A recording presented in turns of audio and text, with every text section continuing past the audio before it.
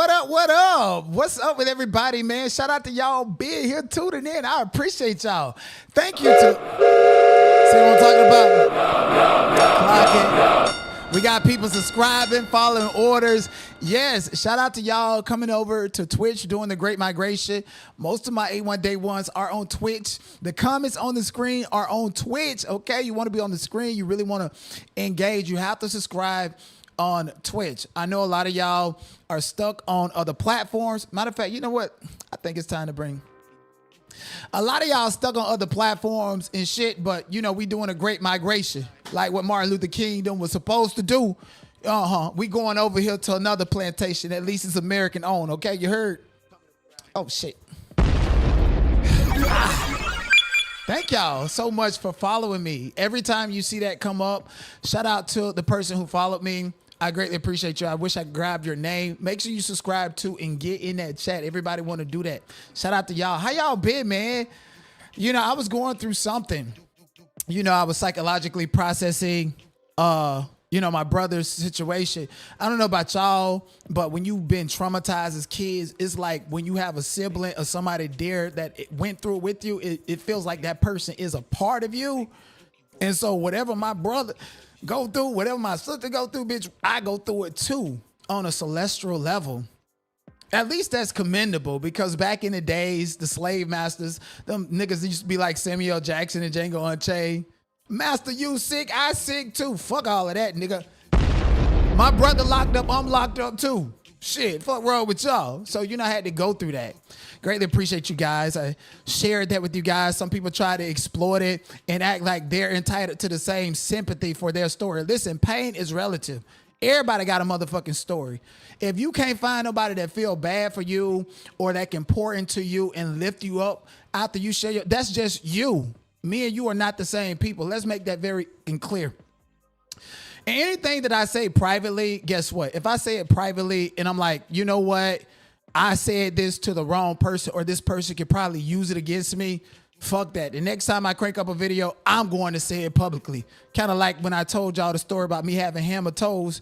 Yeah, I have a niece named Kiki. You know, she make me mad all the time.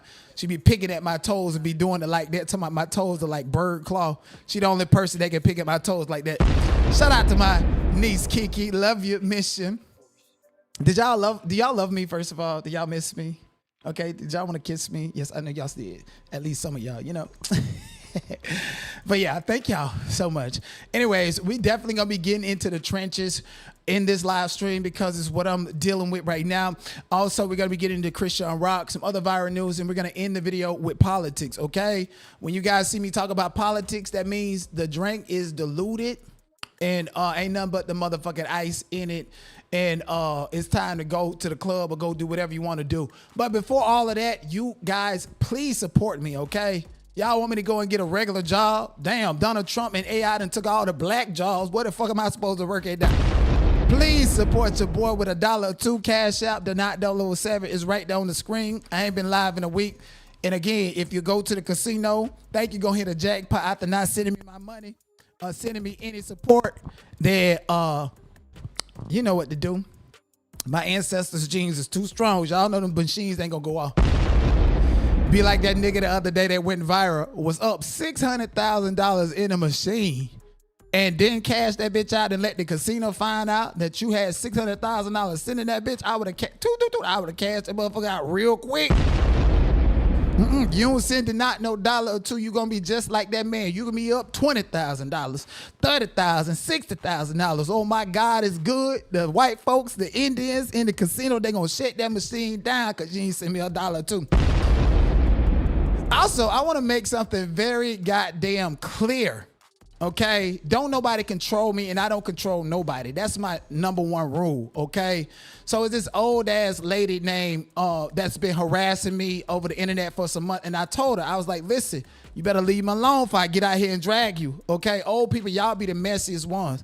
The geriatrics, the ones that won't never apologize for the shit that they did to themselves and their own kids. You're not going to play with me on the internet, bitch, because I'm going to drag you. And when I drag you, ain't no stopping it. You're going to be so scared you have to watch me and be traumatized when I drag you. Okay, and we ain't going to say who messed with me, but let me make this very clear.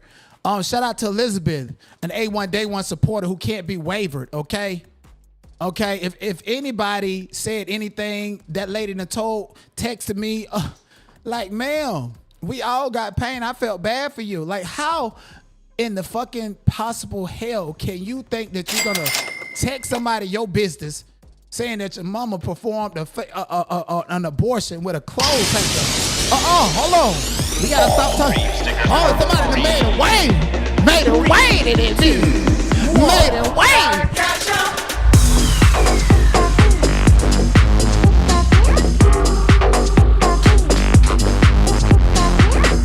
Somebody made a Wayne.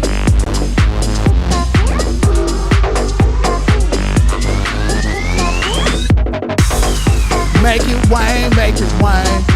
Yeah, make it Wayne, make it Wayne.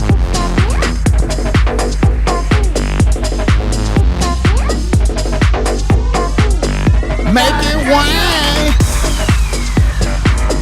Make it Wayne. Make it Wayne, make it Wayne.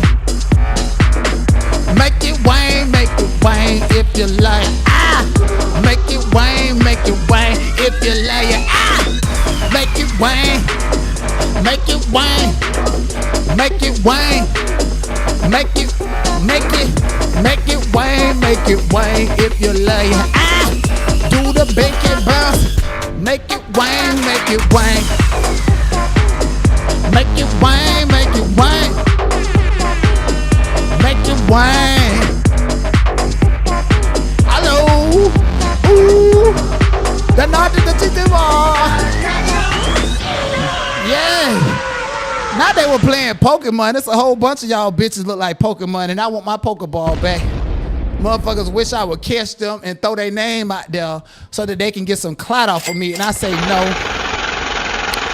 Every dollar that come over here, thank you, thank you, thank you. Y'all know I got that Negro spirit.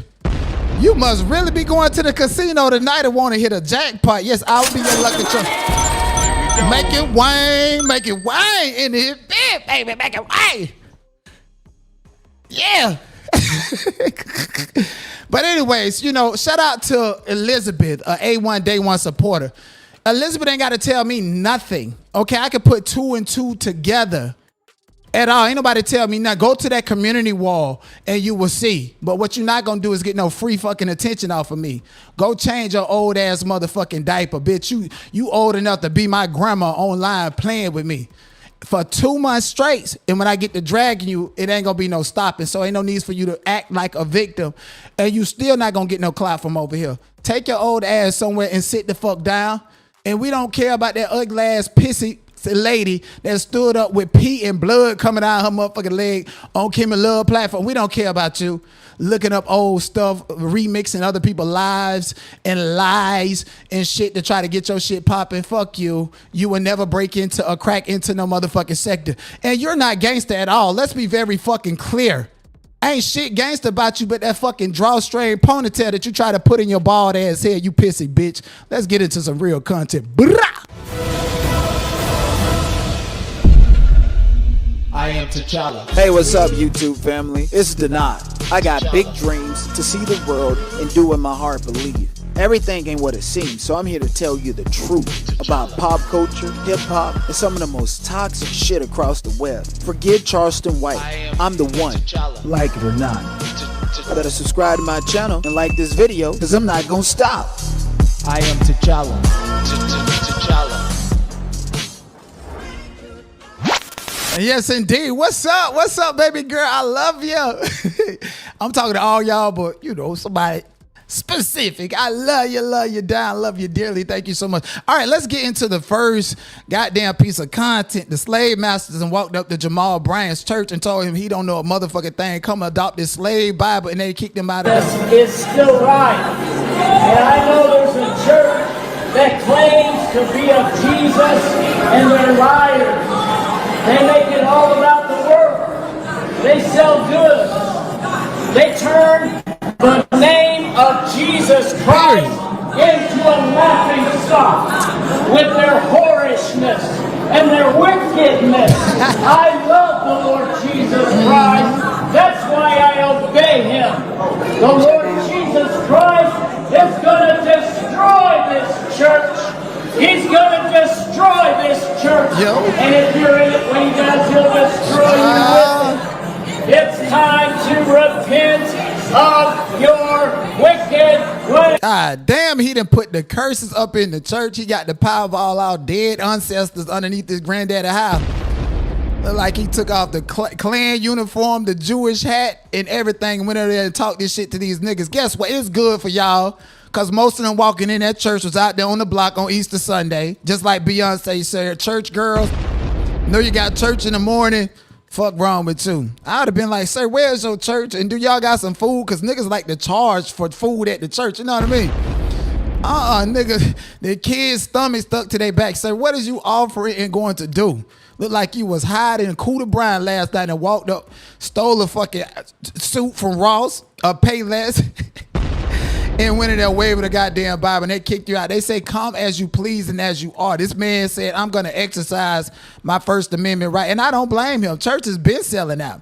Ever since Pullman, back in the days, you know that white man that created his own town and had the railroad track Pullman. Yeah, the first Tyler Perry, and they hated him in the end. You know, they used to pay the pastors and shit in the church to preach the word of God backwards and to go against black community activism. So I don't mind the white man coming up in there regulating. And all on was looking at him and paying attention. If that was another nigga, they would have kicked him out. Yes, indeed. He got all the secrets. The man said, go on down. And we know Jamal Bryant is a fake ass pastor. Yes, indeed. Ever since he dressed his wife up looking like a prostitute, like she ready to go to a Diddy freak off. And then sat down with Chrisean, can't get right, rockhead ass, and act like she holy sanctified, knowing damn well he see Junior flicked it over there. And act like he don't see that wanted some clicks and views. And that bitch do look like R. Kelly if you ask me. Okay, the church ain't safe no more. The schools ain't a nothing. Turn the TV, y'all. Okay, get the whooping y'all motherfucking kids or showing them some goddamn love. Every child need a father in their life. Man, I wish I had my dad in my life. This actually touched my heart and showed me that there is hope for these younger kids, Gen Z, and maybe even the YNs, that they have a little bit of empathy in their heart. Step forward if your daddy tells you he loves you every day. Step forward if your daddy gives you pretty much everything you ask for. Step forward if your daddy takes you to the park. Step forward if your daddy has taken you to school on your very first days. Step forward if you have a picture with your daddy from the time you were born to the age you are now, which is 7. Step forward if you can call your daddy anytime you're hurt or needing something. Look at your daddy. Did he step forward? Man, that just totally touched my heart and broke my heart at the end of the day. Childhood trauma is something serious, and it can affect you until the day you die, and you don't even realize it, especially if you don't get therapy. Black people definitely don't get no motherfucking therapy. And we need to prioritize mental health, prioritize having empathy and understanding of each other. How many of y'all know y'all father's life story? That little girl learned hers the hard way. And according to the CDC, black fathers are the best fathers in America. Okay, you deadbeat ass bitches having children out of wedlocks. If that nigga don't want you, give him his motherfucking child. Need some guidance and discipline in your life. Look at this little YN in the fucking making. Don't be a menace to society, baby edition. This nigga need to be in baby boot camp with pink face. Watch what he did. Get me off the porch. What you coming over here for? I'm about to see paper. Where's your grandma at? In Suffolk. Where's your mom? Oh, wait a minute. You see this little boy pulled out a real blicky and held that bitch like he was a pro. Like he been at the shooting range, shooting deers, out in the mud hole with the white folks or some shit. This is what this YN did. And there's no literal accident that this has gone viral. A little 4-year-old out there with a blicky in a grown woman face. At this point in time, they're gonna be like, oh fuck that nigga charismatic, that nigga's cute. We gotta look past this and wonder why the white folks demonize us. I'd have picked him up and beat the shit out of him. Are you playing? Are you kidding me? He needs to be in baby boot camp. I thought I was a badass kid. You know, I used to walk around the block just cussing people out and fighting them, going inside the stores, the bodega, stealing honey buns, telling the black owners, bitch, you touch me, I'm gonna beat you up and I'm gonna eat this motherfucker and all that. Like, I thought I was bad. This right here is a whole nother level of bad. It takes a certain type of energy and a mindset to actually hold a blicky and want to do something with that motherfucker. A blicky is an extension of you. And at 4 years old, he walking around this motherfucker. I thought my nephew, Mr. Wimmy, was bad. No, this is fucking bad and horrible. This is who y'all raising, posting this shit online instead of disciplining him. Where the rest of the video at? You stopped the video because you was scared that this little 4-year-old was gonna blow your motherfucking head off. That's why when we see stories about a child who accidentally got a hold of his parents' blicky and unalived them or himself, oh, no. They be knowing how to use them because he told this bitch like he was a grown man. That nigga was 38 hot. You ain't take him to the can and stole the 100 drip or pick a egg, pick a feet. Where the fuck? Somebody said that looked like a lighter. I get it. No.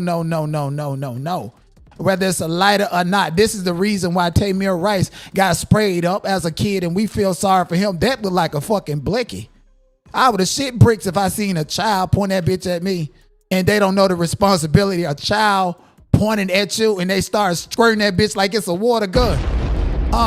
He definitely, it would have been me or him. Cause at that point in time, fuck being a kid, you a grown ass man. It takes a village to raise a child, even the badass kids. This grandma said, come and get your child. I'm sick of him.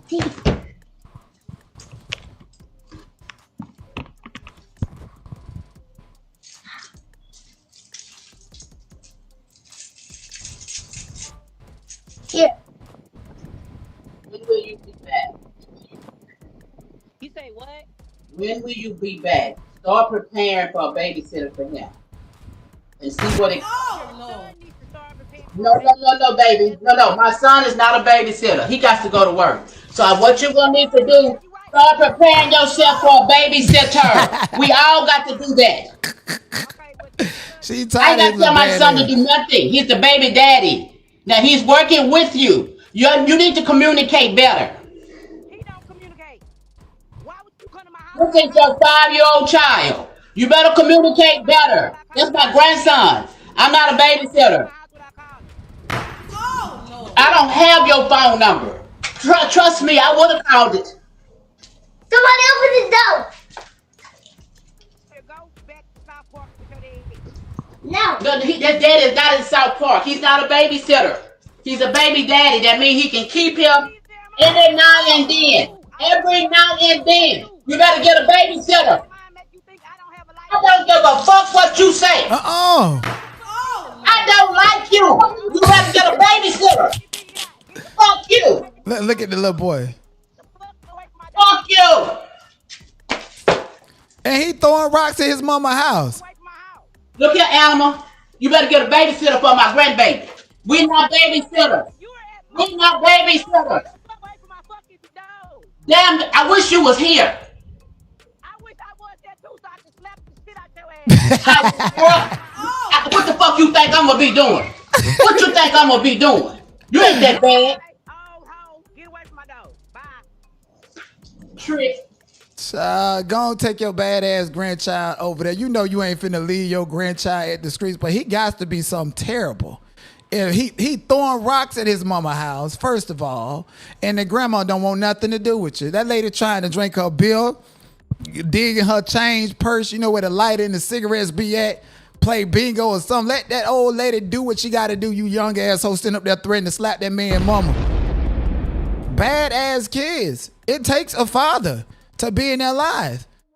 And I bet you the dad probably got about 10, 15 other children. He represent 20% of the black men that have all the kids out of wedlock, and his ass going to prison sooner or later.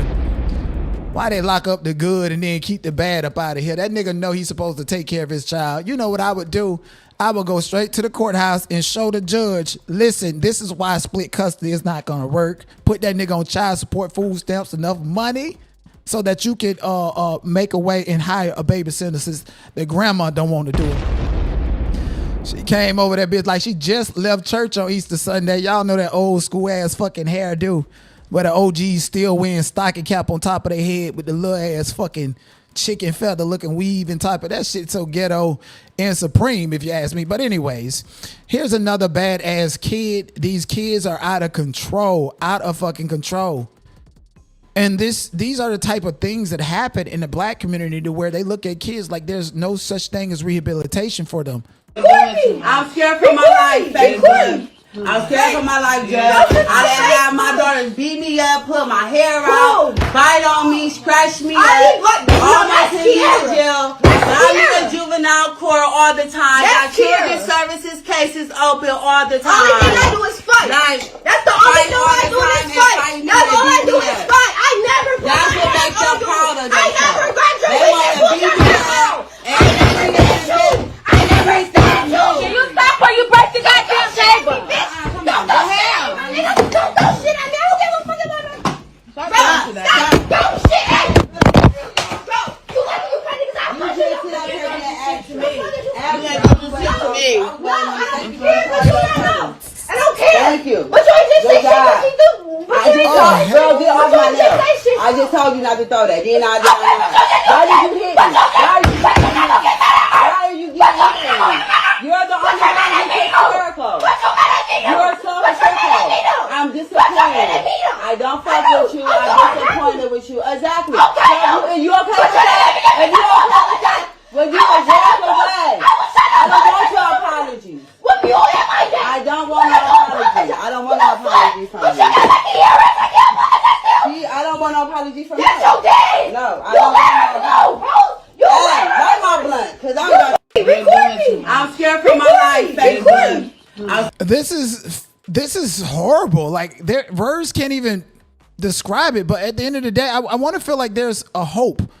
Anybody else is buffering? No, YouTube is excellent. The other platform is excellent. That is your device. Okay, but back to what we was talking about. Like, I wish the fuck I would. I never had the courage to say or do any of that. Yelling and screaming. Bitch, I grew up in a household to where, you know, yeah, aunties and shit was neglectful, but at the end of the day, bitch, we was scared to speak up. To a certain degree, that can be healthy for the development of a child. To a certain degree. Not scared like if your rights are being violated, don't speak up, but that child is so goddamn grown and managed. Feel like whatever dude the mother bring in, she's regulating and controlling. This is out of control. This is exactly why Donald Trump is saying that kids 18 and plus have to register to be in the military. Where else is the structure going to come from? So many parents coddle all kids. We coddle all kids in the black community, especially mothers. Shield them, protect them. Look at Carmelo Anthony over in Austin, Texas. Then stabbed, what's his name, Metcalf? Stabbed Austin Metcalf. He's out on bond and being protected by his parents. He got a brand new car and all this privilege. Because you never know how terrible those kids are behind closed doors. But we want to pour into them. No. We want to sit there and act like the things that they did before they got caught up wasn't problematic. We got to take accountability. We got to stop coddling. We got to protect. We got to lead out of love instead of fear. For instance, stop telling your kids to fear the police because they're going to unalive you. Tell your kids, hey, this is how you deal with the police. That's very different, more healthy, less stress, less anxiety. Stop telling your kids that white people are the problem and your oppressors when shit like this happen in the house. And then when they encounter white police officers and white authority and start displaying that behavior in front of them, they don't tolerate it. So now all of a sudden they're the victim. Extremely problematic. We have to discipline our kids at the end of the day. I think it's very problematic for Pinkface to be celebrated when she one of the worst. Kids these days are getting charged with serious crimes as adults. It broke my heart when I seen the 17-year-old girl in a Georgia jail, what she was charged with and how she was acting. I hope and pray that she can find some type of reform and get out of that situation and never break the law again. Because in the state of Georgia, you was signed up here? It's a long story. And what are your charges? I got armed robbery, aggravated assault, like serious charges. But I don't get no court date, no bond, no nothing. So you're just kind of in limbo? Yeah, I'm just sitting here in this dirty ass jail. Yeah. This is how this cell be looking. It could be 3 people in the room. This is how it look right now. Someone's washing stuff in the sink? Yeah, we wash our clothes in the sink. Is that so you don't have to touch the toilet seat? Yeah, so we don't have to touch on the toilet, put pads on the toilet. And what do you think you'll do when you get out? I'm going to school, get a job, do some productive stuff. Like, I ain't really lived my life. I've been here. Is there anything you would do differently once you get out? Because in the state of Georgia, That is crazy. In the state of Georgia, 17 is considered an adult. And she's talking like she ready to go out there and commit some more crimes. I'm not even going to hold you. And this is going public. They're going to show this interview. Like, girl, come on. Y'all need to hit up my sister to learn how to grow some hair and keep that motherfucking hair instead of putting perms and shit in your children's head. That'd be the first mistake that y'all make.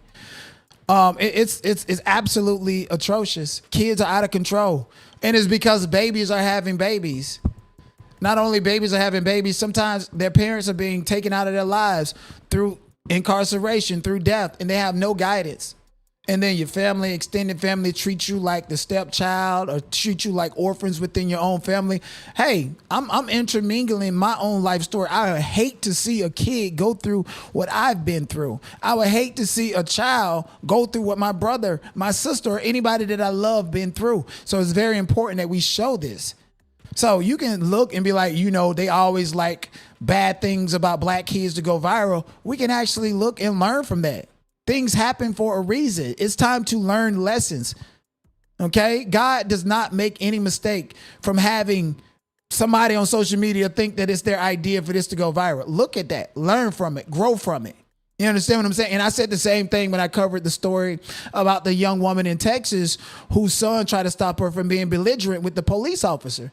It's the reason why George Floyd and Sandra Bland went viral, so that we can learn from that, so that we learn how to deal with the police, so that we learn how to be a better people, how to intermingle in the community, how to have conversations with each other.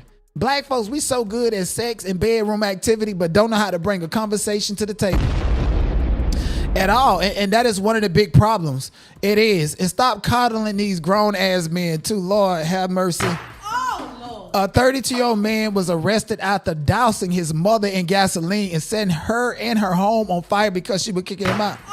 Now you homeless all around the board, bitch. You ain't got no home, no mother to go to, nothing but in jail, in prison where you belong, bitch. And it look like you take it, take that. Okay, take baby oil off of, say he cannot have no baby oil. Cause why the fuck, like, just imagine y'all run up on a nigga then procreated with a nigga who done set his mama house on fire and her on fire just because he couldn't stay there. It's a wonder why I feel like that nigga Nas just set his own mama on fire. Try to pull insurance frauds and shit, get caught up in the mix, but can't do it because other people in the mix, huh? It's a shame. Like a grown ass man, 32, first of all, 32-year-old where? Like, where? This nigga look old as hell, 32 years in dog years. You know a motherfucking dog aged 7 times the speed. Old ass, bum ass nigga. Burnt everything up. I bet you he took his PS5 out that motherfucker. Tax season just happened. Your mama said, get out. She wanted some new peen coming up in there. He probably walked with her or something, because why on earth would you ever feel like you can violate your mother like that? No mother in the house, no father in the house. Who the fuck can we run to? The schools? Principals, superintendents, people work at the school board over here actualizing our kids these days. You would start implementing bits and pieces in like RTI time, starting in the elementary school, so that they can, you know, dip their toes in, and they can almost just like step by step get them to high school, get them out. So for context, this is a Tennessee school board meeting where a child is speaking and advocating for other students, okay? And this is a school board meeting where all adults are, and this is what this superintendent who's oversigning the paycheck and allocating teachers and substitute teachers and pretty much have a whole bunch of control over so many different people's lives. This is what he said to this little girl. The career exploration, you know, at least being aware should begin as early as kindergarten. And just so, and that happens. mean, that happens now. Our elementary classrooms talk about careers, and our elementary students ask questions. So, yeah, it would definitely be something we consider continuing to do in our pre-K 5, if that were the case, as it is currently done in pre-K 8.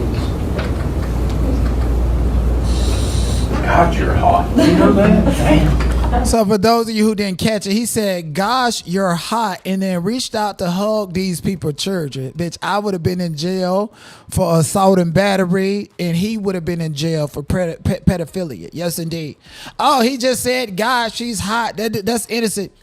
Serendipity, right? A lot of people ridiculed Tim Walz, vice president, runner-up with Kamala Harris. People criticize him because he enacted a law in his state, Minnesota, that said that predators are actually predators if they think and conceive any thoughts and ideology about touching kids, even if they don't touch them. So when I hear a grown man tell a child, gosh, you're hot, and then go over and hug them, that seems like grooming to me. It seems like grooming to me. And you guys know I'm a firm believer that if you touch somebody's child, then your life needs to be touched and ended, deleted. I don't give a fuck who you is. Okay. Thankfully, I don't have nobody related to me that went through that directly, or even when I was a kid and I heard stories about it, I kind of like blocked it out, because at that point in time, I knew for a fact that my stance was anybody touch a child and harm a child, they life need to be taken from them. A grown fucking man. That needs to be a federal law mandated, okay? The only thing that's tying us up and having Trump not to enact that is because he on that motherfucking Epstein list too. Anybody touch a child, you need to go away. I can never conceptualize it, ever. I'm careful and calculated around my own nieces and nephews, let alone other people's children. You understand what I'm saying? It's fucking disgusting. It's a mental health issue.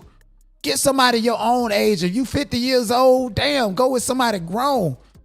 Teach somebody something. Have some shit to offer. Don't be a broke ass nigga. Just like the other day, we covered a story. Yes, go to jail. Okay, go to jail. And all y'all in here, send me some $200 tonight, okay? Yes, indeed. Thank you so much. I greatly appreciate you guys. Please like the video. Go ahead and let's change it up a little bit, okay? So I never in my motherfucking life thought I would say honest aid to a black person, okay? And see, this is the difference between mono black people and biracial people. He looked like his mama white, and he was raised by his motherfucking mama. An 18-year-old Chick-fil-A employee found $9,333 in cash in the restroom during his shift and returned it to the owner and received $500 reward. Dumb as hell. And I brought it to Human Resources. The money was inside 2 envelopes when he found it. I asked him why he didn't just keep the money for himself. But that's not what Jesus would have done. He's square as hell. That's not what Jesus would have done. Sir, the owners of Chick-fil-A ain't even serving up real motherfucking chicken, so they can take out that Jesus quote, and the reason you went over here look like you're lying, lamer than motherfucking That's not what God would have wanted. Cintron said his faith guides his thought process. Money is useless without character. Kinston Police Chief Keith Goyette said it's amazing that Cintron did what he knew was right. A lot of people will unfortunately take that money and run with it, but kudos to that employee at Chick-fil-A. Definitely deserves an award. Just picked it up and I brought it to Human Resources. The money was inside 2 envelopes when he found it. I asked him why he didn't just keep the money for himself. But that's not what you... It's square as hell, nigga. Now you got to get ice and build it up. They ain't going to promote you to no manager. You can work at Chick-fil-A for 20 years, so you going to raise the owner... the owner's child to be your motherfucking boss is the highest level that you can go. The fuck up out of here. 9,300. What if it was a drug dealer and that money was illegal and God showed you that money and that's why you found it?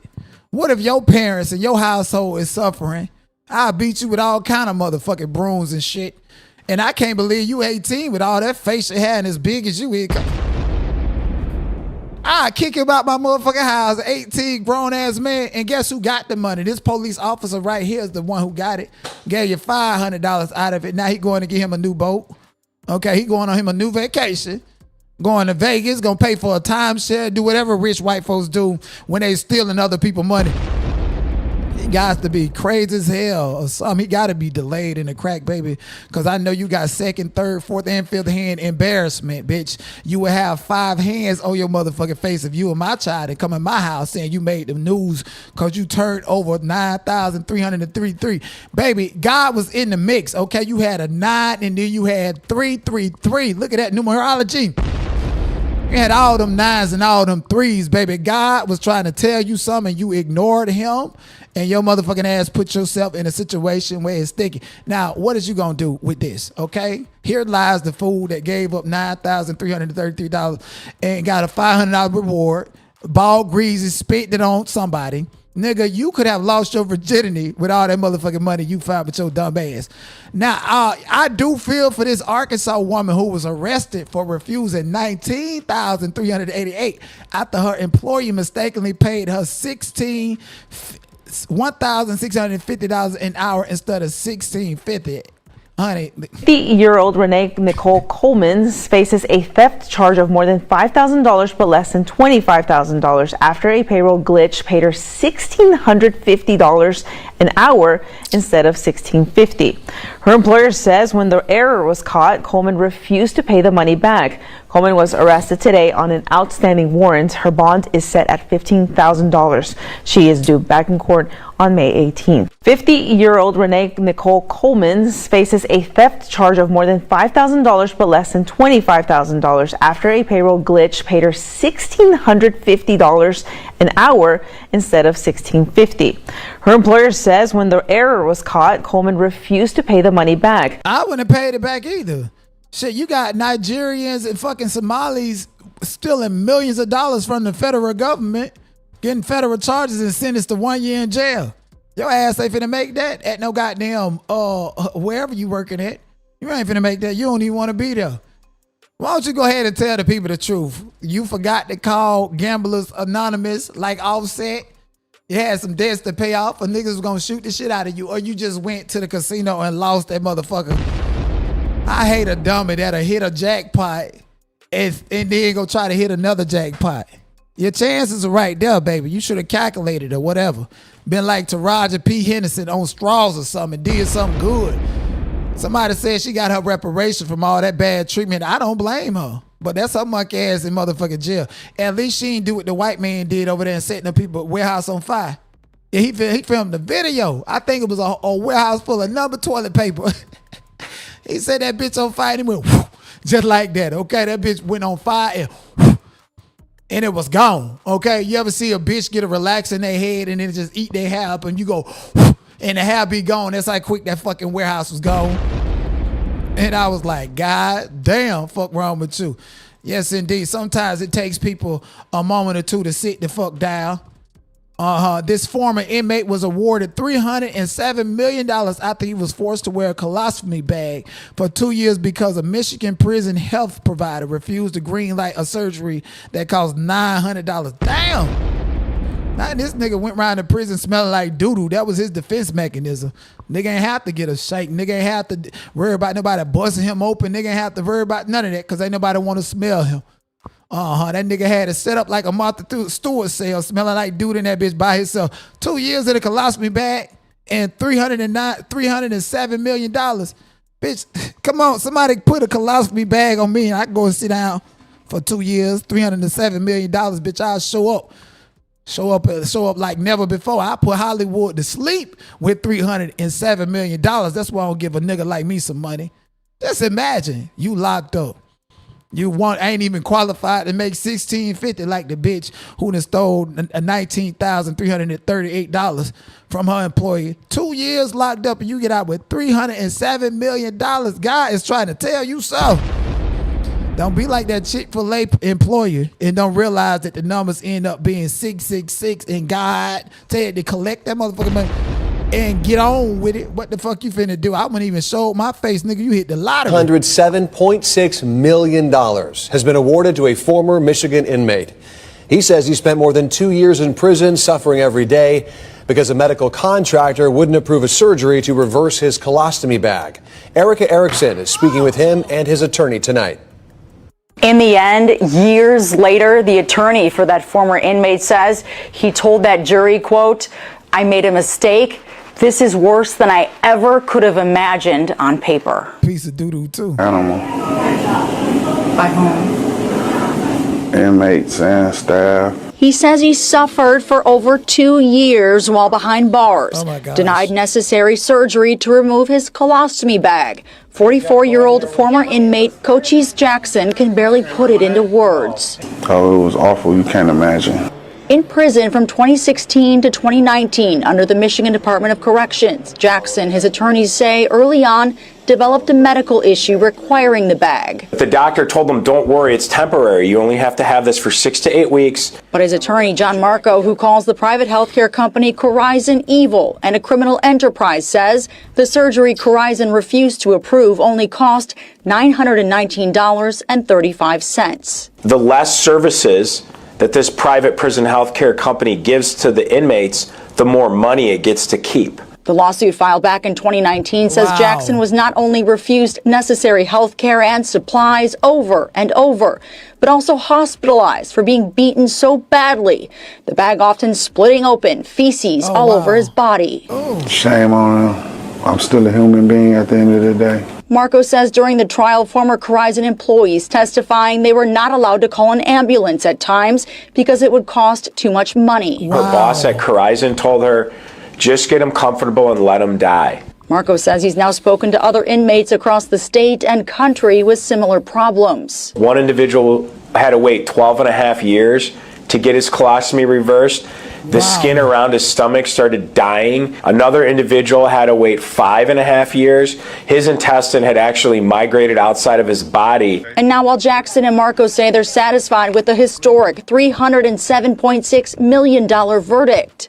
I just wish these bad people would get put out of business so they can't do the same thing they did to me to anyone else. These people should not only be put out of business, they should be put in prison themselves. Yeah, they should. Marco went on to say there's a lot of former and current inmates who need help.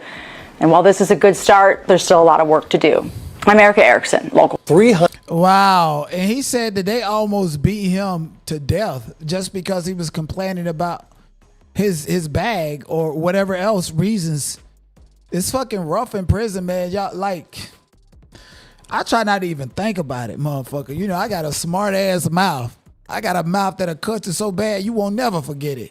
Shit, I got a smart mouth so motherfucking bad. If I jaywalk in Los Angeles and they run my name, they gonna throw me in jail on a $250,000 bail.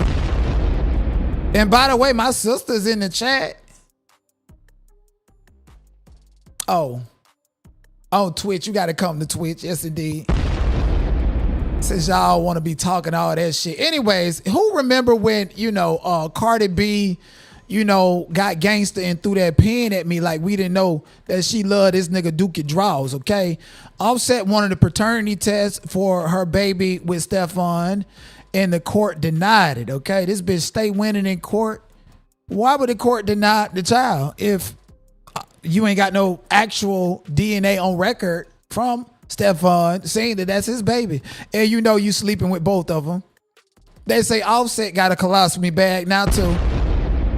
She don't care. The nigga gets shot up by the casino. Then she come out, pop up with Stefan Diggs the next day. You know, they're actually made for each other. All three of them. All three of them. And Cardi B, you might as well go ahead and make an LGBTQ plus album. Cause that nigga is about to, boy, okay? Any man that pop out 7, 8 kids in one fucking year got a point to prove. And then I don't know if it ain't hit her or anything, but he gonna be a bigger bum than Offset.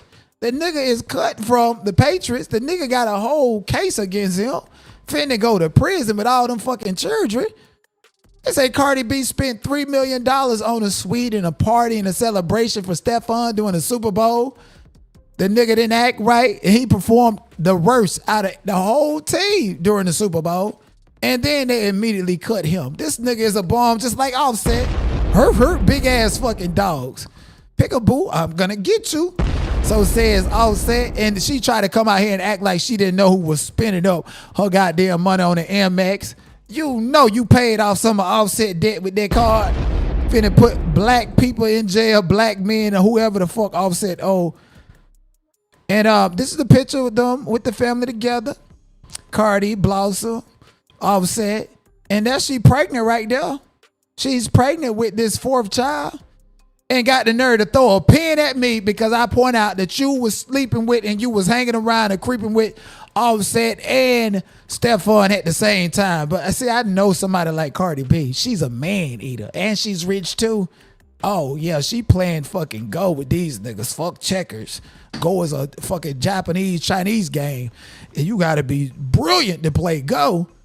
She playing it with them niggas. The only reason she laid up with and popped out with Stephon is because he looked like Offset. And so it's confusion on who the baby looked like.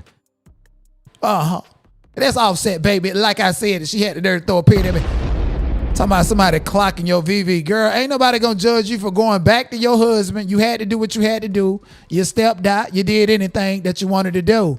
Going back to your husband. Both of y'all are dogs. We are never gonna forget that you the same bitch that came out here saying you drugged and robbed men at gunpoint and VV and all got the nerve to sue Tasha K and fake some medical records. Y'all already did that in the state of Georgia, faking medical records. Is that why Offset don't get no paternity test even though y'all married in the state of Georgia? So technically, that's still his child. Throw another pin at me, bitch. Next time I'm gonna bump into it and fall into that motherfucker so I can get about $307 million from you and build a new empire. Free the real ones, okay? Okay, however the fuck she said. Okay, let's we ain't getting all the way there, but I just wanted to introduce y'all to a white monkey that's coming out this bitch acting like Kevin Samuels. You took a good look at a monkey? A monkey got thin lips. Take a good look at a monkey. A monkey got light eyes. Take a good look at a monkey. A monkey got straight hair. Take a good look at a monkey. I thought I saw a monkey on a skateboard the other day. I saw Planet of the Apes. I ain't seen none of us in it. I saw just white folks in Planet of the Apes. Yeah, so this monkey looking white boy, Cavacar or whoever, they drooling over him and saying he's so hot. Nigga ain't got no body tone, no definition, ain't played no sports in his motherfucking life. All he do is take testosterone and forget to take that goddamn pill prep from all the men he sleep with, all the women he sleep with. Forget to take his doxycycline and come out here publicly bragging that he got all these diseases and these white girls still jump up on him. And he laugh and say, you're going to have to go get treated before you pop out with some bumps. Girl. And they be like, hee, little nasty ass. Like, y'all gotta stop looking at white people and black people differently. If this man was black, he would be canceled. Just like Elon Musk, all the motherfucking kids out of wedlock and all them kids that you don't want, deadbeat ass parent. How the fuck Elon Musk and all these white people billionaires but only paying 5 cents in child support? This guy got a child on the way and said he ain't got no money and nothing to do. Then he's sitting here and interviewing his top gifter on Kick. Mind you, his top gifter is fumbling his disability check and need to pay himself. What's going on, man? Testing. What can I help you with? Testing. You want to start looks maxing? Okay. Well, I would say that the best place to start would be with some sort of dental work, right? You've got a little, I can't really see from this far away, but you know, if you want to show me a little bit closer, we're either looking at some sort of dental gap between your front teeth or a missing tooth, so you're gonna have to tell me which. That's a shame. So he's sitting here trying to tell this guy how to look better. Motherfucker got a whole Pepsi Smash commercial on his desk all over his room. And to send this boy $10,000 on Kick. See, this is why I personally don't want to meet a whole bunch of my fans and my supporters, because y'all ain't gonna be sending me no goddamn money and then looking like this and I feel bad and want to give you everything back. But Kate, I'm good. I'm fucking good. I even got supporters that I've known for years and they like me and I like them. We've talked. I wouldn't even take money from some of them simply because of look what this boy looked like. And he sent him $10,000. I mean, goddamn, we all need to eat. But shit, look at the condition he in. That's just fucking financial exploitation. I would literally go into my Kick and block him So that he can't send me nothing. I'm good. I can't give you back none of this other shit because this is accounted for, but I'm good. And it was somebody that looked like that. That's his audience. Diary of a Wimpy Kid is his motherfucking audience. A disabled boy that can't talk nonverbal. And it just reminded me of Shunya. It did, but Chrisean ain't gonna let none of that shit go though. So she took it from Terrain. Before we get to that goofball, let's cover some other trending news. I didn't even know that Haley had a new movie coming out called You, Me, and Tuscany collect $750,000 in previews. And my whole thing is, whoever said she was a box office smash, whoever said it, she was tied to the Little Mermaid franchise. She was tied to that, Beyonce, and we all couldn't wait to see a black mermaid. Whether the movie was good, bad, or indifferent, black people gonna pull up to say, hey, put some black people out in this motherfucker. Fuck wrong with you. But it wasn't dynamic. I mean, it wasn't Black Panthers where niggas dressed up. It wasn't no Beyonce concert where niggas really dress up and show out, you know? So I don't want to see no romantic comedy. The wrong timing. Fuck wrong with you. Wrong timing. I'm sorry. I don't want to see this movie. I'm not interested in it. This nigga look like he stole my role. And which he did, because this movie was in pre-production for at least the past 13 years. I remember auditioning for this movie 10 years ago, and they finally made it. And nobody wants to see it, Will Packer. Nobody. What we want is Girls Trip 2. Fuck all that other shit. Okay, Will Packer? This ain't got no bone to pick with you, but it's people and producers close to your motherfucking anthem. They got packed the fuck up like Tyler Perry. Again, Tyler Perry, he gonna get the Pullman treatment. He gonna get the Pullman treatment. Think he doing right by everybody, and everybody's gonna turn against him eventually, because he shouldn't have been out there touching on them white boys. And now he feel like he can monopolize black men dressing up in makeup and wigs and acting like old people, old women that they know in their motherfucking family. Ready with me to go to court because I'm getting sued by a huge Hollywood director.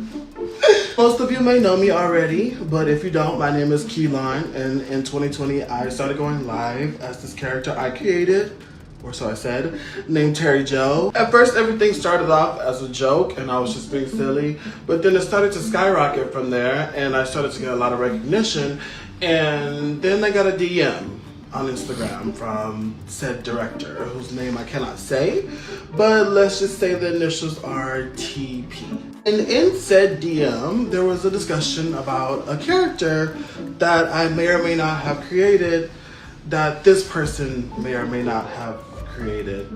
Little known fact, before this person started doing a character that they're widely known for, they actually started doing a character named Terry Joe before that. And I know what you're thinking. How could you? How could you lie to us? How could you steal someone else's art and claim it as your own? But I figured one man's trash is another man's treasure, right? Like, he wasn't doing the character anymore, so I figured why not pick it up and do it myself? And TP actually told me himself that I was doing a good job at the character, and he said to keep it up and that he was proud of what I did with it. So I kept it up. Fast forward to present day, and I come out with a movie on Tubi called Terry Joe Missionary in Miami. And if you haven't seen it, go watch it now. But all is going well, and I get another DM from said director, and he is pissed now. And now he is suing me.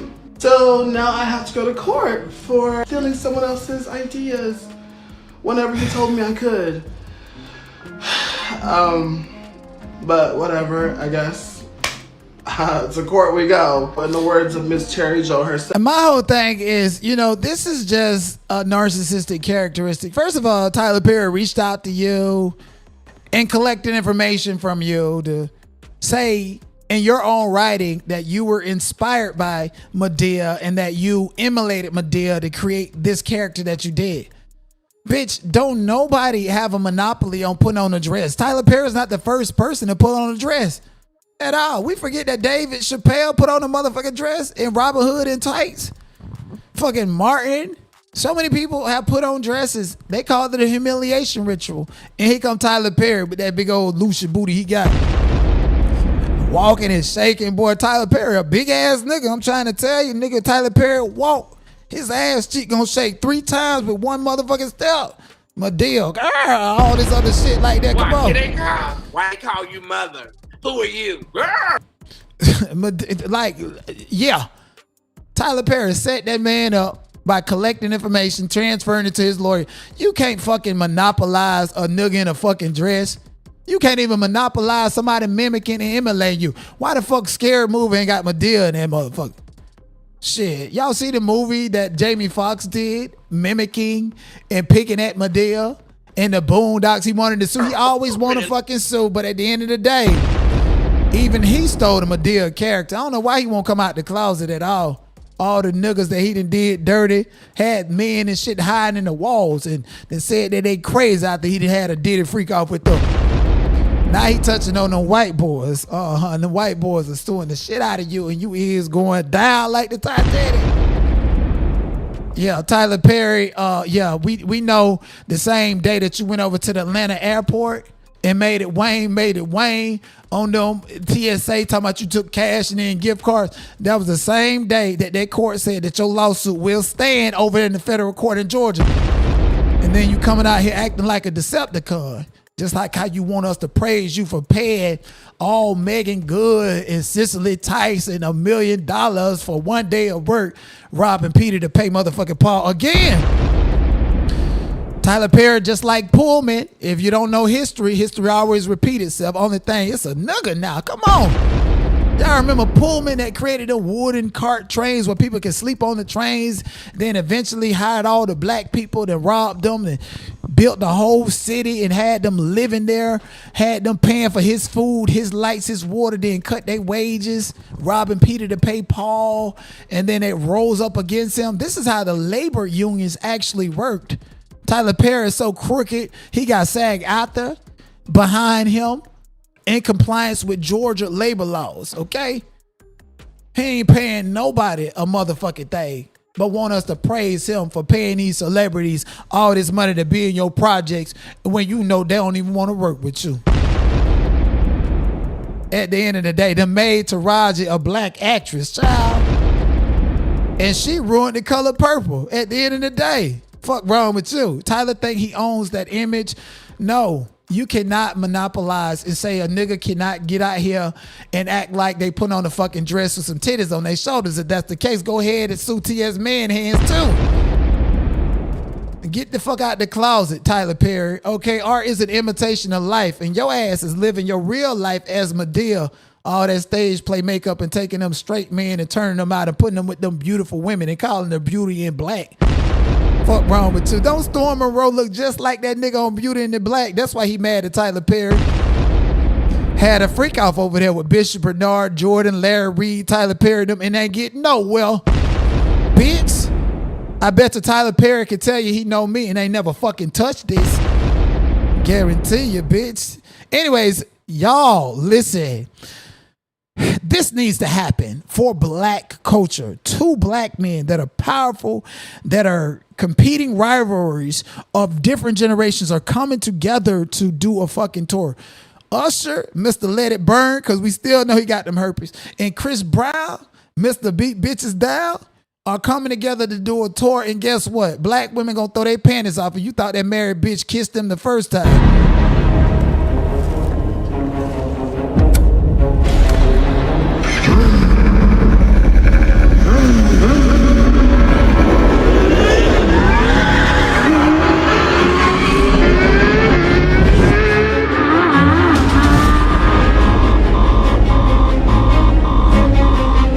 This is gonna be epic.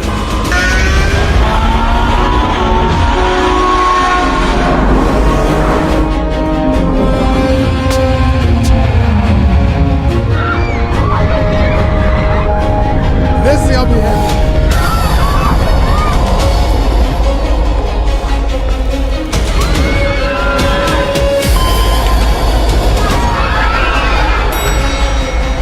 It's time. Hell yeah. Let's get it. Yo, I ain't even gonna hold you. I want to go. Like, Chris Brown is like the new Bobby Brown, motherfucker. As long as them legs can move, bitch, we don't give a fuck if you can or can't sing no more. Usher is co-signing you. They've had a friendly relationship. This needs to happen. I mean, Monica and Brandy just finally did the tour that we all wanted to see since the 90s. Chris Brown and Usher, like, this needs to happen to show that they can work together. My whole question is, who the fuck the headliner, who ain't?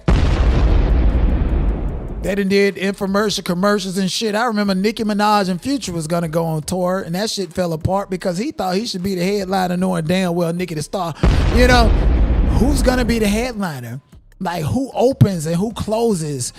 You understand what I'm saying? They don't really have any songs together. Like, they don't have no maybe they need to drop a joint album to promote this tour. I'm totally in support of it, man. I will get my tickets. Chris Brown and Usher together, like, niggas is gonna pay more money for a Beyonce concert than with that tour. Okay, let's go, let's get it. Niggas is definitely gonna rock with Chris Brown and Usher. You know, stars are always in the making. You just need to be molded and grounded. I remember when I was a kid, before I thought my sister actually motivated me and made me look at my creative gifts and explore them. And I told myself I'm going to Hollywood. Okay, nigga, I was practicing my signature on my best friend door. You go back to my hometown on my best friend door, you will see my signature written all over that bitch about 1,000 times, motherfucker. But I'll never forget what actually made me want to go to Hollywood. Bang. When my squad walks in, the party begins. When my squad walks in, the beat get this. When my squad walks in, we sipping on Bacardi and drunk off gin. When my squad walks in, bitch, I was lit. And I didn't know what that was. And then I got old. I was like, damn, was my sister drinking Bacardi and gin? And what number 16 years old? The fuck is Bacardi and gin? All I hear is lean back. Lean back. Shit, we fuck with Remy Ma. We fuck with Terror Squad. But this right here, that Remy Ma doing this new rapping, girl, this don't sound like Sheetha. Sheetha sound like them fucking whack ass records that Papoose released against Diddy. 50 Cent. So now you ain't got your ghostwriter no more. But you're up here rapping and trying to target Clarissa Shields, and we want this bitch to beat your eyes out. The nerve of niggas claiming that they wrote those hits when their whole career they ain't never ghost wrote shit. Not for me or anybody else. You always acting like you help a nigga, go help yourself. See, I know what the problem is. I don't really brag enough, but you don't talk about prices. When your bag is up, you keep talking numbers, but the numbers ain't adding up. You wanna be a baddie, but you ain't bad enough. See, I know how to network. I own a network. You know you getting money when they Googling your net worth. I'm a motherfucking expert. And how you talking out your neck when I know how your nigga neck work? The know you really hate my guts, cause y'all bitches really ugly, can't make this up. They calling me Slim Rim, but my weight is up. They telling me I should wait, nigga, wait for what? The weight is up. Look, it's time. And if you see me with a bitch, it's mine. Know you really hate my guts, cause y'all bitches really ugly, can't make. Not Remy coming with a new fucking sound. You know, Kim came with a new body, and we said no. Remy that came with a new sound, and we saying, yeah, I mean, that shit hard. But now, okay, miss, you know, you shot somebody over a stack, and you talk like and rap like you can fight, and now we want you and Clarissa Shields to fight, okay? That's what we want to see. We don't want to see no more rapping and bar. We want Clarissa Shields to go live and crash out. Okay, we don't want that nigga upstairs no more. We want him right next to you, and we want you to say that's my ick and come do something about it or something. Okay, we want to see y'all bitches squabble now at this point in time. Pap ain't leaving Remy for nothing, and you mad about it though. How you said for you gonna get him a baby?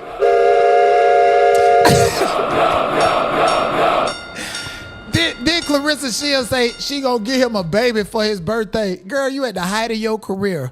Talking about giving a nigga a baby, you desperate. Talking about y'all getting married. How you getting married to him and he ain't divorced the first one? Remy told that nigga come pick up his clothes and they still back there collecting dirt and mold. Collecting more motherfucking mold and stench than niggas in prison's clothes when they went in that motherfucker. You know how when you go to jail for a week or two and you come out, your clothes be all stink. That's how Papoose clothes smell back there that he won't pick up. Because he's a destitute ass nigga that used you, Clarissa Shields, for your money. Didn't you say y'all got some gold in love? And the next day you paid that nigga $300,000 tax lien? Signed to a record label, something that he created for his dreams and his career when you a whole fucking boxer. If you got $8 million, okay, you signed an $8 million deal. Government took 50% of it. Then you had to pay Papoose 10% through his company. Then you got to pay him for his stick whenever he give it to you. Girl, Clarissa, we know it's not optional for you not to get laid 6 weeks before a fight. That's what he told you to keep your stamina and to make sure you good and mad like an angry black bitch that can't get no dick and go in there to be the GOAT. Is that what he said? Because while you sitting up there, somebody you ain't doing nothing for 6 weeks, he's screwing on Remy. And Pap ain't upstairs. Pap is over there with Remy. So you need to stop lying and stop playing with her. She gonna crash out in 3, 2, 1. 3, 2, 1, Miss GOAT. Miss GOAT. We want to see you and Remy fight because that's the one we all want to see a long time since you fight these other bitches and got the nerve to clap back at everybody online and trolls in the comments. Shit, hell, you even respond to 50 Cent and that's one nigga. Just don't respond to him. You got to let that nigga go. He a whole fucking cancer and you think it's over with T.I. and them playing with his dead mama? Come on. That shit ain't over with. Okay, 50 Cent made a diss track about T.I. and put it in power, so that bitch gonna go platinum just like Natalie Nunn, Lone, Jay Leno, chin ass, making a song in the introduction and call that Screams and Play. Bitch, get up out of here. Using black women to do the dirty work. I guess Clarissa Shields need to go on over there. Remy Ma, you own a network, but we don't want to watch no movie that you made a ripoff of Rick Ross' life. Then you get a cease and desist notification for that. How much money do you got invested in that? And ain't you taking care of a bum ass nigga? Papoose gotta be one of the most destitute niggas I've ever seen in my motherfucking life. Ever. Nigga held you down for 8 years while you was in prison and they have no kids, they have no bad bitches or nothing like that. He deserved to go on over there with somebody with some real motion and real money because Nikki stopped your bags like it was the TSA. Did she, Remy Ma? And snatched that motherfucking Ether beat. Did Nas clear that record? No, but I broke Aretha record. Listen, y'all, listen, I really be trying to be patient and understanding with Clarissa Sanford. I definitely do, but she is too much, okay? She is too motherfucking much. You beefing with any and everybody that you can get some attention off of. After Blueface and finally realized and finally revealed that Shunya ain't none of his son, you can't get no more attention off of that baby that ain't belong to you, ain't related to you. Y'all using Pink Face to get some attention and she going to juvenile delinquent detention center. And I guess right now you over there using Blueface to get some fucking clout and your husband had enough of you. You mad because you got another trailer park baby. Come on, man. We in Puerto Rico, back. Come on. Right. He mad because he got another trailer park baby. That's your bloodline, boy. You down there mixing your bloodline with that bullshit. Go to Puerto Rico and have a vacation with your husband, who you pay to lay up with you and to lay to be up with you, girl. Clarissa got on my nerves and I vomited in my mouth on Valentine's Day 2025. Who remember it? She had on that red outfit, that red fucking polyester that she got from Shein and told me to not. Come on over here. I know you want a piece of this. Then went to talking about her hemorrhoids and shit. Don't nobody call that fucking sexy. That nigga that you with is on your assistant, Bree. And I seen it in them nigga eyes. I seen how he was looking at Bree. Why you think Bree let your black ass talk to her and drag her the way that you do and still come back around? One day she's your assistant, the next day she ain't. She probably don't care. Them big ass hemorrhoids that you got back then, that's the only thing that you can brag on while wiping your doo-doo on live stream and camera. Ain't nothing good about Clarissa. Ain't got no fucking walls. You ask Clarissa what's her walls, it's like Didymon the motherfucking Pokemon. Afflicting one that can't just transform to anything, just bubble gum, bubblicious booty gum, whatever Diamond from fucking Crime Mob said, but it ain't in a good way. It's like you go there, that bitch go like throwing a hot dog in a well. So the only thing that she got is some goddamn hemorrhoids to go off of and have niggas slide up in there and then squeeze and hoping and believe that them motherfuckers don't pop and had the nerve to call me. And then when I denied her, she had the nerve to get gangsta on me. Girl, Clarissa, gone. Ain't shit gangsta about you and ain't nobody coming to your aid. All the shit that you keep up online like a child. You too old to be acting like that. with your motherfucking bald-headed ass. Ain't shit gangster about you but that drawstring ponytail that you can't keep up. Motherfucker, fuck out of here. Stop playing with people all over the place. Chrisean Crack White, she just cannot get right at all. Didn't I tell you this girl don't have no goddamn followers through?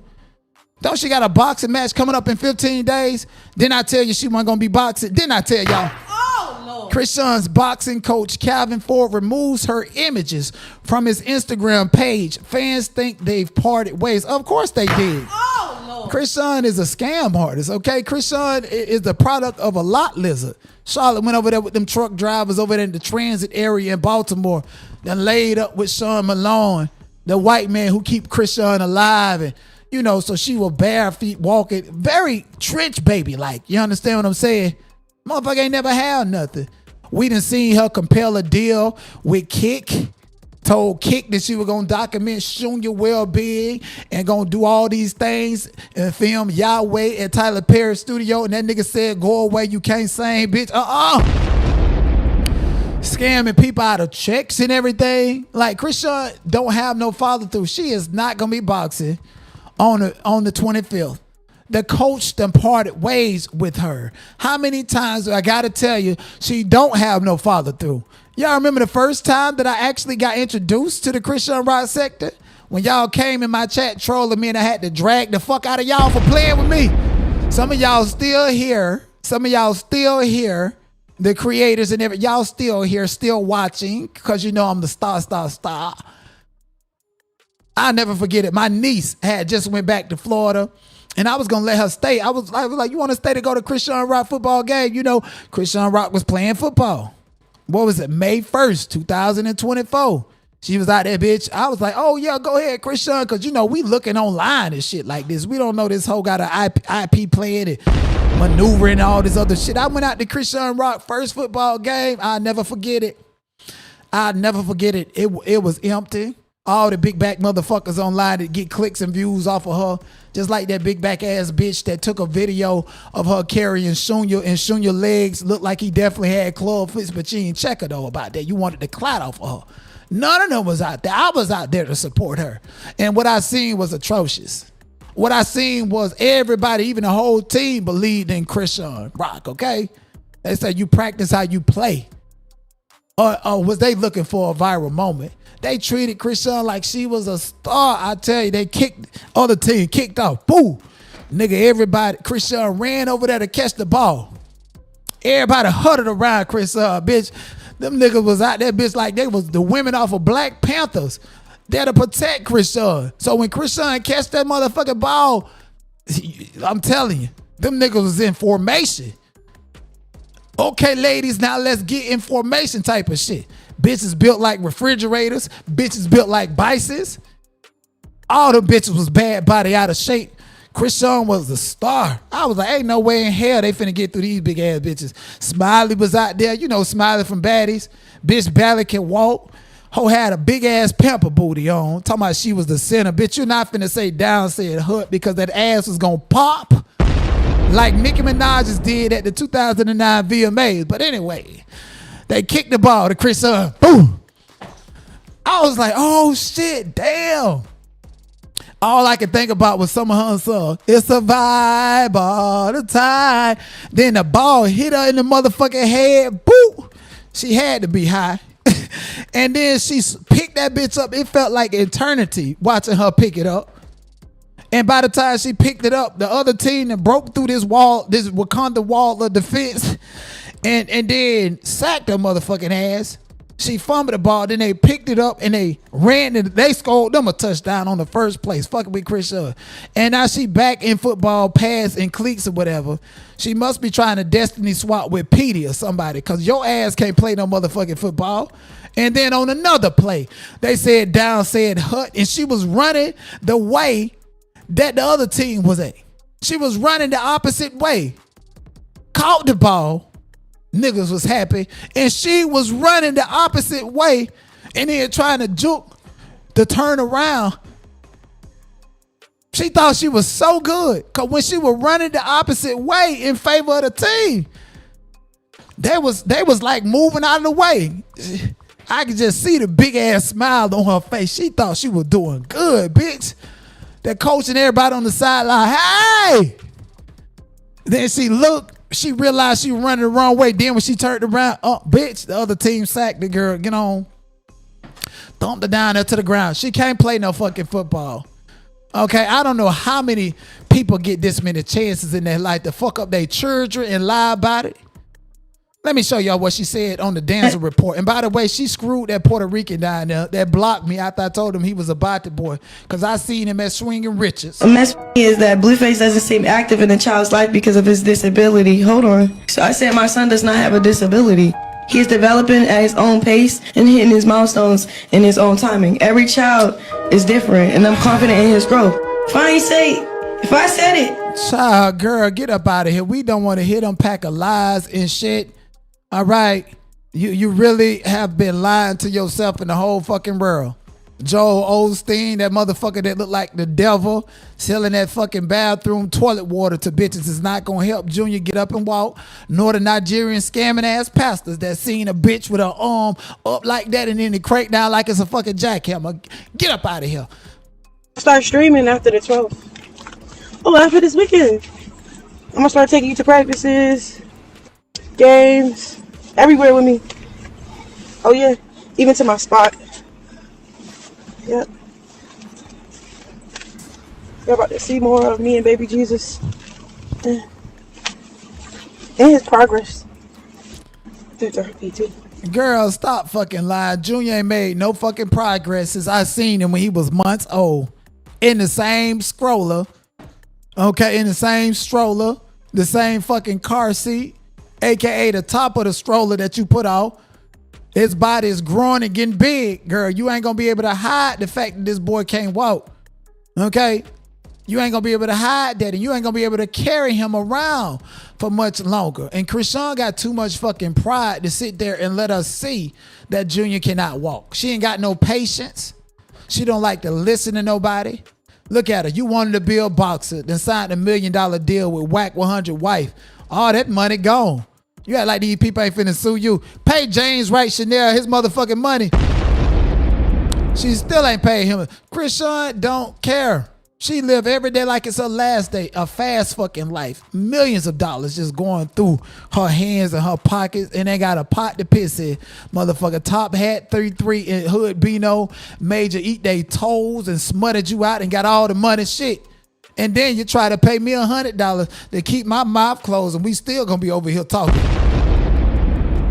Now she in football clothes. Oh, you're gonna see me streaming and playing football because I got this deal. So you forgot about the boxing deal? You're bad for business everywhere you go. We know you can't play football. Then you throw them people uniform in the motherfucking trash can and said that you was quitting like you was a star and like you mattered. And ain't talked to none of them girls ever since. And the only bitch that she talked to was Kiki. The same girl who was in the bathroom taking pictures of your baby hernia and taking pictures of your baby club feet and sending them out to the blogs the day that you got arrested because you nasty and them bitches can't wait to do you dirty. They just want the clout off of you with your dumb goofy ass. Now here she go lying again, showing us a book with some white man on it and want us to think that she actually know how to read. I know what y'all probably thinking. How did I end up with a book like this, or why it interests me so bad? Bro, it has the word of God. It has a display of how he viewed the whole times, eyes bigger than the bowling ball, looking everywhere but the motherfucking book. As dirty and nasty as you is and tacky Chrisean, girl, you ain't even open that motherfucking book to read the preface. What book is it? You don't even want us to see the book. Girl, you can't even read the Harry Potter books that make your imagination go wild, let alone pick up a book about articulating some shit, some George R. Mountain. Get the fuck up out of here. Somebody in the chat said, who is Pink Face? Blue Face, little badass daughter that's going to boot camp. Yes, indeed. Yes, Pink Face. What kind of baby name themselves Pink Face? First and foremost. Journey. Yeah, she going to boot camp. She a product of the end. She's a trench baby on the internet, and that's not picking at her, but that's the audience she got. They like when she cuss them out. Pink Face a big liar too. She done went to them folks' school and cussed them out, then beat up the people, and then coming back telling Carlissa, talking about they beat her up, and had the nerve to have tears in her eyes, and Carlissa came back and said everything she said the people did, she was doing. So pink face is blue face little daughter that's going to boot camp and need to be corrected with some guidance. That's what it is. She got pretty privileged, and they let her just do whatever she want to do. And it ain't going to be number about a year or two before she beat Jaden ass. And Jaden going to jail because don't forget when she wrecked her G-Wagon with the pink wheels and had her kids in the car and then exited the vehicle while I was there because Carlissa came to pick her up. Oh, no, baby. LAPD and LA District Attorney's Office ain't letting shit go. She going to jail any day now. So she is no different than Chrisean Rock, just destitute. And Nevaeh is just sad and pathetic. She want to be Jaden now, put on a black wig, but you still look like King Harris. Anyways, like the video, subscribe to the channel. Let me know what's up. Also, I'm never going to let y'all forget that Chrisean Rock's child, Chrisean Jr., actually belonged to Karan Kane, a.k.a. Ronnie Doe, who at the very end of his life came out on the internet saying that Chrisean Jr. is his biological child and he wanted a DNA paternity test. Chrisean Rock was ghost and ain't come live until the very day before that boy was unalive. Bird on the curve, she did it. Whack 100, Carlissa, other T Nasty. I don't know who fucking did it. Only thing that I know is at the end of the day, whether it's Offset, whether it's Ronnie Doe, any man that wants to question and take a paternity test for a child, he should have equal rights as a parent. I ain't talking about a nigga that's, never met Beyonce and going to the court and said Blue Ivy his daughter and I need a paternity test just to keep themselves, connected. I'm not talking about that. We're talking about significant ties, intimate ties that can be proven and that people already know about. But anyways, rest in though, Karan Kane, Ronnie Doe, who is Junior's real father. Poor Junior can't walk, can't talk, can't eat. Got a liquid diet going on. I don't know. People have diagnosed him with cerebral palsy. Terrain said he came through an infected canal. I don't know what the fuck is going on. Junior and Pinkface are the two most valuable trench babies. Only thing is Junior don't belong to Blueface. Play that shit on TNT.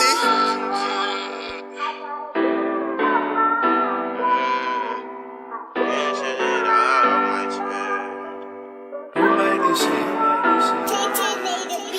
Get this shit out my chest. I gotta get your ass out my head. I gotta get your ass out my head.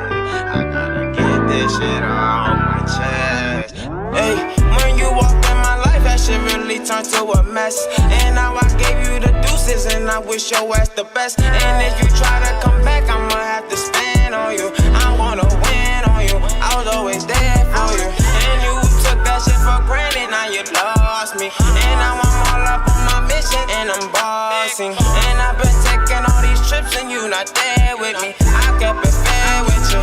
You wasn't real with me. And now I'm just reminiscing, I'm just staring at our pics. I thinking back, and now I realize you wasn't shit. My whole family told me you need to watch out for that little bitch. I didn't listen, and I was here. I really went out to Cali just to upgrade you. But you took that shit for granted, now you a stranger.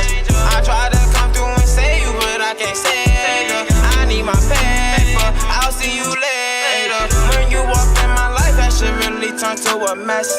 And now I gave you the deuces, and I wish your ass the best. And if you try to come back, I'ma have to spin on you. I wanna win on you. I was always there for you. And you took that shit for granted, now you lost me. And now I'm all up on my mission, and I'm bossing. And I've been taking all these trips, and you not there with me. I kept it fair with you.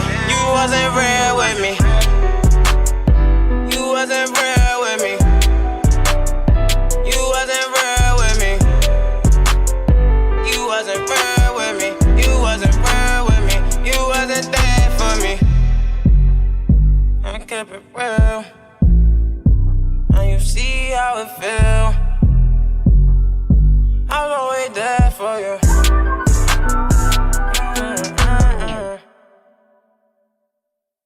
Rest in peace, Karan Kane, who was unalived outside of his grandmother's house on February the 3rd, 2025.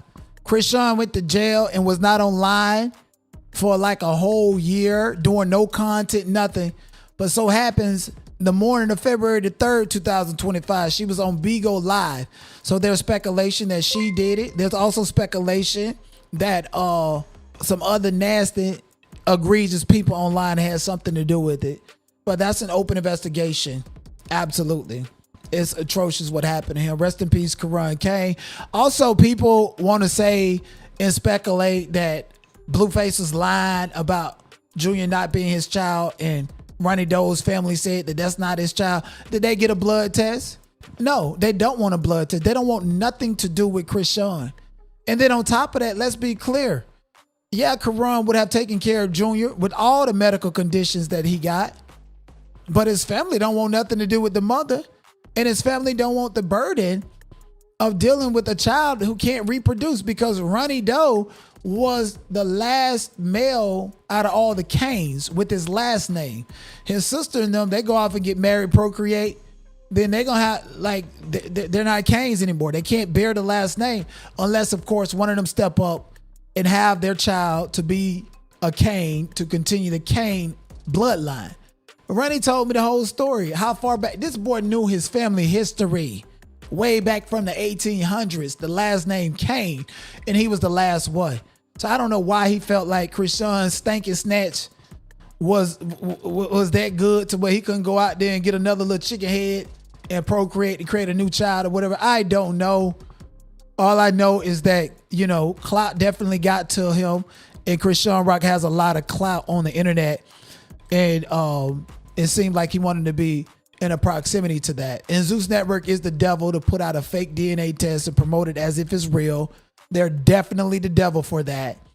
And speaking of Zeus Network, Smiley, this bitch is just a grifter. Okay, like I ain't never seen a bitch get beat up by Biggie. First of all, you got beat up by Biggie, a bitch that lied and said I got half a lung and half a heart, so she didn't have to run a fade with somebody her own size, and you bigger than her, and you let Biggie beat you up. One time you had a spleen on your arm for the rest of the motherfucking season, passing out weed and passing out more money than Zeus Network paid you for that motherfucking episode, trying to get in and fit in just for some clout, clicks, and views. You still ain't no fucking baddie.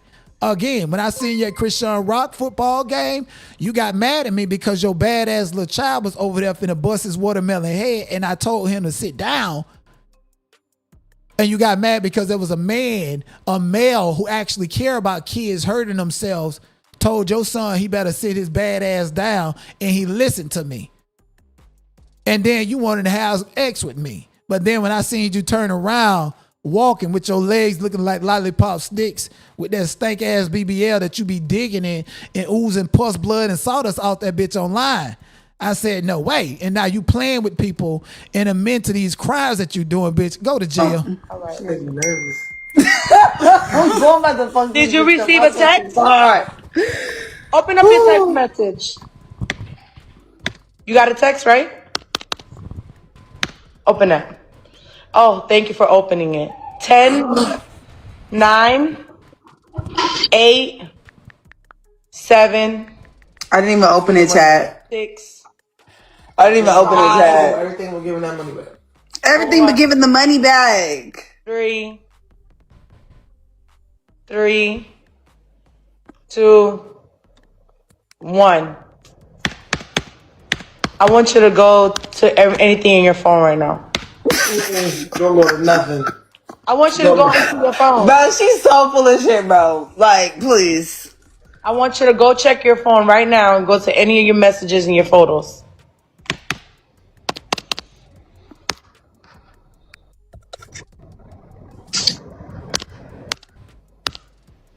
Man, don't open shit. I ain't opening shit. Fuck her. Back, man, unless it's a cash app. Fuck her. I'm not doing shit. Open it. Just because you call my phone, bitch, it don't mean nothing. I'm not convinced. I'm not convinced. I'm not convinced. Like, she don't got shit. Well, Smiley don't got shit. Well, okay. Like, what? Let's go through your messages. I'm not going through shit, baby. I'm about to go through your messages. I want you to look at your phone and watch me open your messages. And I want you to see that if I'm playing or not. Ready? Look at your phone. Look what just opened. Now I'm gonna make you want to beat my ass. You want to keep fucking playing? We could take it there. I hate a bitch that's just such a scammer and do internet crimes and tell on yourself in front of the whole world, bitch. Ain't no Baddies season 2 for you. If so, the police gonna come and get you just like they got Chrisean Rock on Baddies Miami. You just hacked somebody's phone in real time and admitted to it, you goofy bitch. And you did this to trigger somebody when you can't even fucking fight. Take it there. I'm glad. Now you don't want to say nothing. Take it there, bitch. Because I don't give a fuck. Because you're for one, you might have got this phone, but this ain't even the phone, babes, that you would want to have, babes. Okay, I'm just letting you know. So now you have officially admitted to scamming. Yeah, cyber hacking. And I'm glad y'all screen recorded it. She just scammed on national. And guess what? Everything in your phone is deleted. Are you done now? Go look. I'm not done. I'm not done until I beat your ass. Okay, well, I'm not done until I beat your ass. I'm not done until I beat your ass. Because, bitch, still the money has not been returned. Do you think I give a fuck about this phone, bitch? I don't give a fuck about this phone. I don't care about this phone. So where are you at? How about that? Let's look. Damn, so she hacked her Cash App and then hacked her phone. Oh, bitch, you got to go to prison. Somebody said she got talents. Maybe it's fumbled and misappropriated. But Smiley used to work for the police down in Miami and admitting the crimes online with her dumb ass. Go to jail. I'll find my way to you, boo. GPS. Let's count. All right. Go to fucking jail. Anyways, Baddies USA season 2 is happening. Hopefully it's better than the first. Obviously, Summer was the star of Baddies USA season 1, and these other bitches that's coming in is gonna shut that shit down. Okay, somebody like Ivy. Me personally, Ivy is my favorite baddie. I'm not gonna lie to you, she's my favorite. And I do remember on Baddies Africa when she had to come back to take care of that warrant she had. Bad Dolly, her ass was in a cast and didn't want to run Ivy that fade. And as soon as Ivy left, she took that bitch off and started beating up and throwing doodle at Russian Cream. And y'all remember that on Baddies Africa? So Ivy is coming back and saying, yeah, she want all the smile so bad, man. Doing it. Yeah. She's coming back and saying she bought it. I fucking love this girl. This girl you know who this girl remind me of and why I love her so much? She reminds me of this girl that has kids with my cousin. I think they were married at one time. Well, let me not say that because that nigga get mad at me. But she reminds me of this girl that I know named Keeza. Keeza, she remind me of her, and she's fucking bad. Like, she's a baddie. She got a body done and all that other stuff. Hey, I'm all about natural and shit like that, but hey, she did what she needed to do.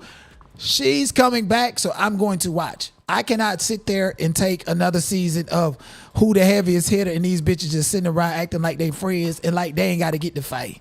Okay? Let's be clear. Ain't nobody watching Zeus Network to hear y'all perform these still ass songs, to see y'all be friends and smile in each other's face. We there to see y'all bitches fight. Even Zeus Network know it, okay? The fights are the cliffhangers. The fights are what's interesting. And the storylines around the need to fight each other is what's interesting. Otherwise, it's fucking boring.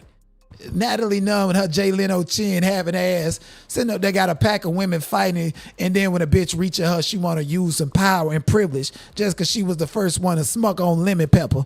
That's why she didn't even congratulate Scotty on the birth of her new daughter. Today is Lemon Pepper's birthday, and today is also the day that Scotty's daughter was born.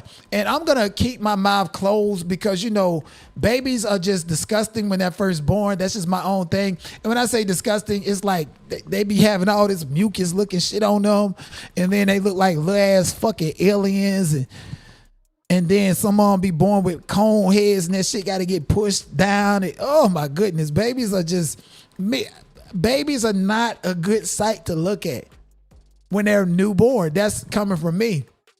And y'all women, I don't know how many babies done tore y'all stomach up, then rip y'all to shreds, and y'all had complicated births.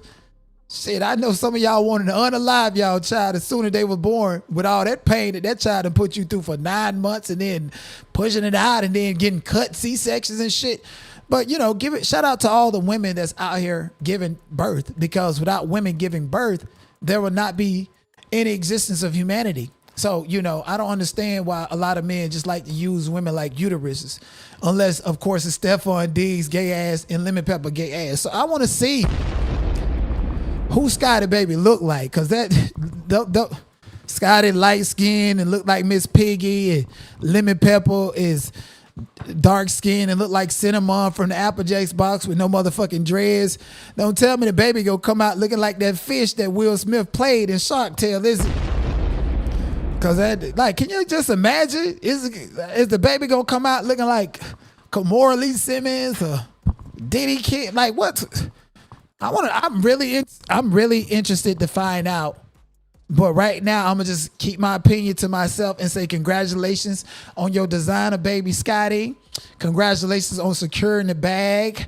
Congratulations on letting him humiliate you and play the victim in y'all little TV show on Zeus Network, so that if you ever need to go to court and take that nigga for everything, I feel you, girl. That's why Natalie don't want shit to do with you. And Janess, she ought to be ashamed of herself. Ain't no fucking way in hell you supposed to play godmama to a hoe's child that they done had off the back of the nigga that you claim to be in love with, unless, of course, you're a man, Janess, and you can't have no kid. That's what they say. They say Janess is a man. Ain't no record of her and no pageants or nothing and that pretty. And then we see you up here with Lemon Pepper. And I seen her several times in real life. She looked like a real woman, but surgery will do a number. And they didn't use Scotty for her uterus because they say she dumber than Chrisean Rock. Chrisean Rock can't get right. Moving on, K. Michelle actually sat down with, what was it? She sat down with the girls on the talk show and said that she was in love with R. Kelly, and that if she starts spilling truth, everybody is going to jail. If she speaks about her relationship with R. Kelly, that means Jay-Z, who done did a number on the NFL, finna get them sued for these fake ass streaming deals with Netflix and shit. Beyonce, him hijacking fucking deals. Y'all should have known Jay-Z was a scam artist when he came out with that one album and it went platinum because niggas was just forced to download it on their Verizon phone, them type of commercial deals and contracts. So yeah. K. Michelle came out. And my whole thing is, why would you end up with R. Kelly when you know what he did to Aaliyah, when all the rumors and every bit of information we know about R. Kelly was already known within the industry before you even came around? Shit, who you talking about else is going to jail? Jay-Z, aka Gay-Z, according to Jag. Why I can't get right? What the fuck happened? They had a joint tour. What happened to you? K. Michelle, you're a grown ass woman. And a thought, did you try to sleep with Meek Mill and Nicki Minaj stole your song? Nicki Minaj made a whole song because you tried to sleep with her man. By a Heart. That wasn't that the name of your album? Then they say you ate some doo-doo. Yes, indeed. How many times would you finna croak over for a bad BBL and shit like that? R. Kelly ain't teach about none of that. Girl, you got a new project coming out. Get up out of here, K. Michelle. Ain't nobody buying that shit. Beyonce stole her style and her skilo with the Cowboy Carter album. Because let me tell you something. I'm going to be real with you. If y'all go listen to K. Michelle music, that country album, you will hear what black female country should sound.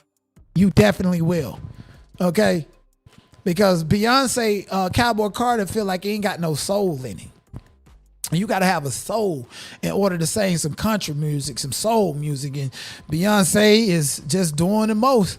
Tina Knowles had a gumbo stand over there at the rodeo and see what happened to her. They shut that shit down because she the fourth pretty Sanderson sister over there trying to serve people that shit. Oh, Lord. Got the fuck up out of here. They say Jay-Z is supposed to be going to jail. I don't know. Another piece of our content that went viral recently was breaking news. I like how they said breaking news because this is not new at all. DJ Clue just revealed that DJs have no control over what's played at radio stations and that if they play certain music, they might get in trouble from the powers that be. Clearly, Nicki and Drake has been victims of radio blackballing. I mean, it's true. The DJ, the host, the personalities don't have any say so. They're supposed to go there. And I know this because I went to broadcast school. The DJ Envy, the DJ Charlamagne the God, they have an itinerary. They come, The music director and the supervisor, they give them a list of music to play in that order. And then they say, you need to take a 30-second break here, a 2-minute break here, and then get back to this music that we have queued up. And all you got to do is press play. And that's it. So this is not new. This is how the broadcast music industry works. Wendy Williams never had any control over whose music she played. That's why she really got fired, because she went off script and started playing whatever she wanted to play.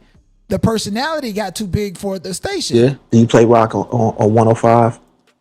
No, I don't. Why not? Because he's an underground artist? How could you not be playing somebody of that magnitude? This should be studied.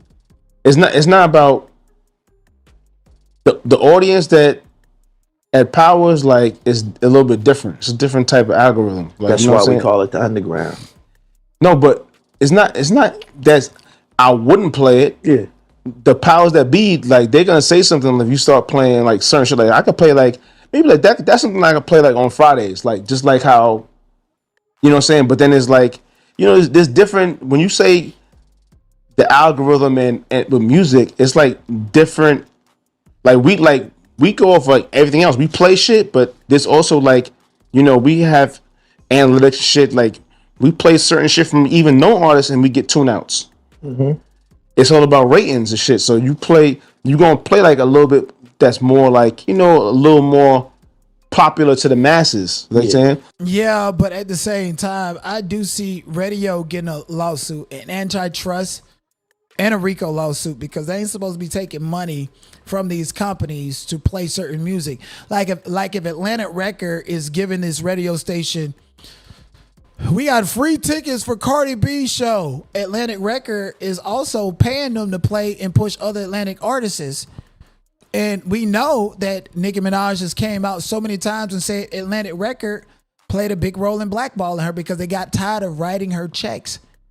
Cardi B was a big risk. They filmed about 13 music videos while she was pregnant before she showed, and they released those music videos while she was pregnant. So by the time she had the baby, we was like, oh shit.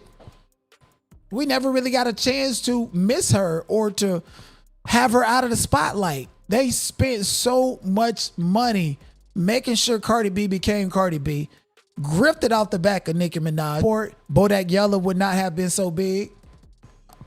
Oh wait, did Bodak Yellow? Yeah, Bodak Yellow would not have been so big, and other music and the interest in the Twitter beef and the internet. This is why Cardi B feels like she has no choice but to hate Nicki. It's narcissistic if you see it, because all of these bitches really came up off of Nicki's back and the blackballing of Nicki by way of powerful figures at these radio stations and Atlantic Records, so forth. So again, it's not new that music radio programmers and directors are paid to play specific music, and this is the list. You have to play it, and if you get out of turn, then bitch, you don't know which song that you're skipping in this time block that we've been paid a certain amount of money to play.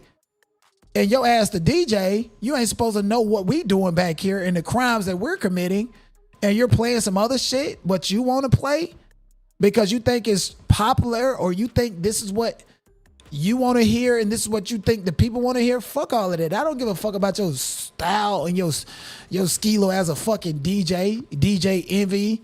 Go to a fucking club to play what you want to play. But here you're just a personality and you're the manager or the programming director. So radio personalities, beyond the scope of their personality, they have no control at fucking all. And that is not new. That's just the way that broadcast new media goes. Moving on. 6ix9ine, boy, let me tell you something. Niggas already don't like the fact that you a little rainbow hair, gay ass nigga. Skilo and black culture. You still the snitch that we not gonna respect no matter how many other snitches that you can point out.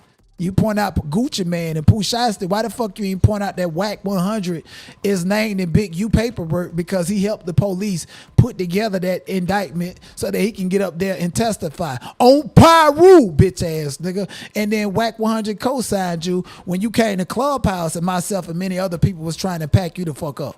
They blocked me out of the room and shit like that, nigga. Fuck wrong with you. So let's go ahead and hear 6ix9ine speak on Gucci Mane's new diss song. Was he right because Gucci Mane say that he's not a snitch and then he decides to snitch? Man, fuck snitch culture.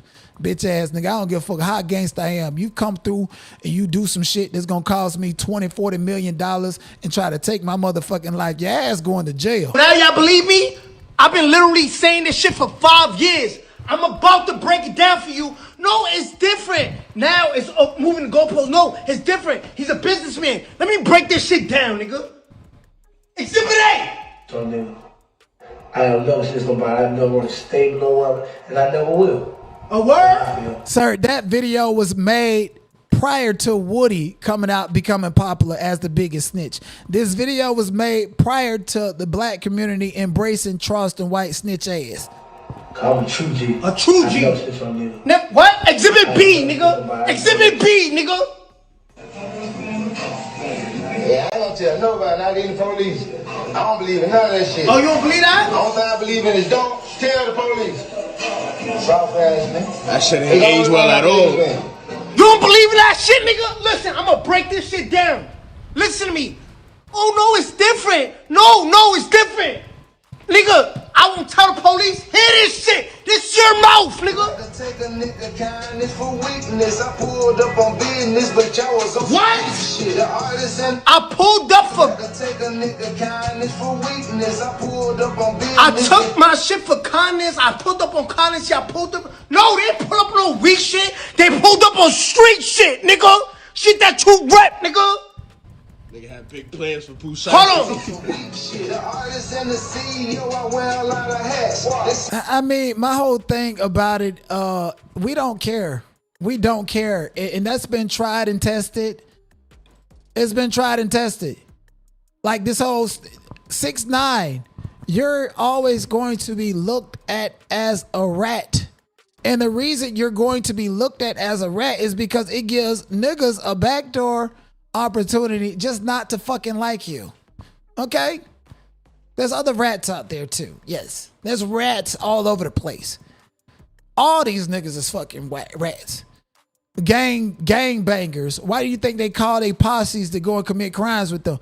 Because if they ever get in the jam, they gonna sell that nigga out to reduce their sentence. This street culture shit is for the birds. For the birds. And most of them gay. They can't wait to go back in and out of prison. You see a nigga just get out and they commit a crime a year before they get out. It's because they institutionalized and they probably got a lover in there and knowing they going right back to their bunk. Right back to screw on who they been screwing on the whole time.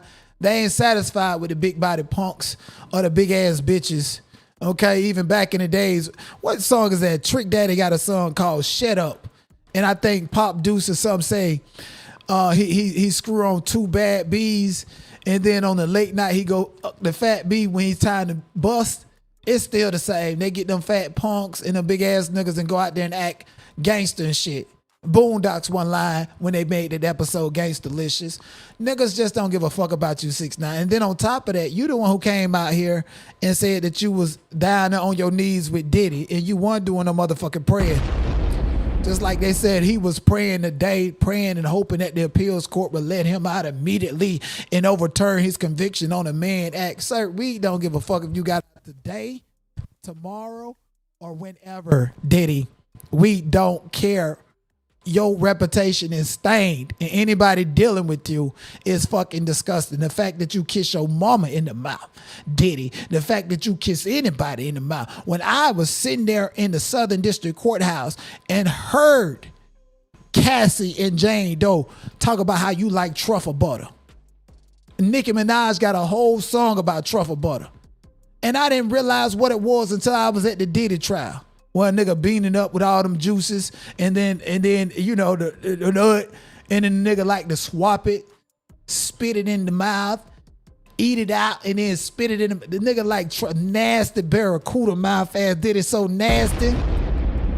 He canceled forever. Ain't nobody rocking with him. Don't want to breathe the same air as you. Fuck ass nigga. I'm talking about you an old man, an old freak, and you recorded it for private. You recorded it under the First Amendment, but you never intended to use it for commercial. What are you talking about, Diddy? The Mann Act was passed in 1910 simply because of situations where rich and powerful people were indoctrinating people into slave work, sex work. Prostitutes has the least amount of rights. And guess what? Diddy didn't even get caught up for what he did to Cass and Jane Doe because he tricked them to make them think that they was his lovers and they was in relationships when he was just a pimp, had so many niggas flying, dropping truffle butter in them. Nigga, I heard one of the dudes testify in court to say that Diddy hired him to come in with Cassie. He was sitting over there in the corner. Said his thing like this. Say he got micro penis syndrome. So he got to take a fucking pair of tweezers to do what he do over there with a bottle of Astroglide while having everybody else doing baby oil, right? And we all know, ladies, sometimes y'all be dry, so y'all got to use Astroglide and KY jelly. But that's usually gay niggas got the Astroglide. And baby oil, y'all just, high off of beans and shit. Like, it's, it's oil, but it just don't hit right. But Diddy got the oil that's going to hit right. Hit what right? A nigga testified and said that he was hitting Cassie and Diddy got up. Diddy got up with his Astroglide, said his booty was already lubed up, and said that Diddy took his hand with the Astroglide and started doing something. Y'all know what I mean? And said it felt different and he felt euphoric. And said Diddy went down there and started eating Cassie. And then when he did that, one second. Then when he did that, say Diddy booty was up in the air. And he got a big old booty, little old thing, little old balls. And wanted the man to hit him with some of the Astroglide. So Diddy gay. You just nasty and disgusting, nigga. Anybody hanging around Diddy, what the fuck? Even Meek Mill came out this bitch talking about no Diddy. When we heard him in that record and talking about take that. I watched you the whole way of the Diddy trial. Thank you. I greatly appreciate you. They try to stop me and slow me down. And after the Diddy trial, the next trial that I was going to cover was the Lil Nas X trial. And it so happened, motherfucking horses and people showed up there because I showed up there. Where are they now? Are y'all going to these true crime cases for the celebrity or just to be in competition with somebody who know what the fuck they talking about? Where was the YouTubers at the Lil Nas X sentencing yesterday or a couple of days ago when they was there at the pre-trial conference 2 and 3 times just to be in competition with me? Watching me right now trying to figure out what I'm doing, bitch ass niggas. Lil Nas was sentenced to 2 years in mental health diversion program after LAPD battery charges. How you feeling, man? Thankful. You have a message to your fans? I love you so much, and I miss you so much. How do you feel coming out of court today? How do I feel? Yes. Do you feel hopeful? I feel like she's the best. She's my gal right now. She is all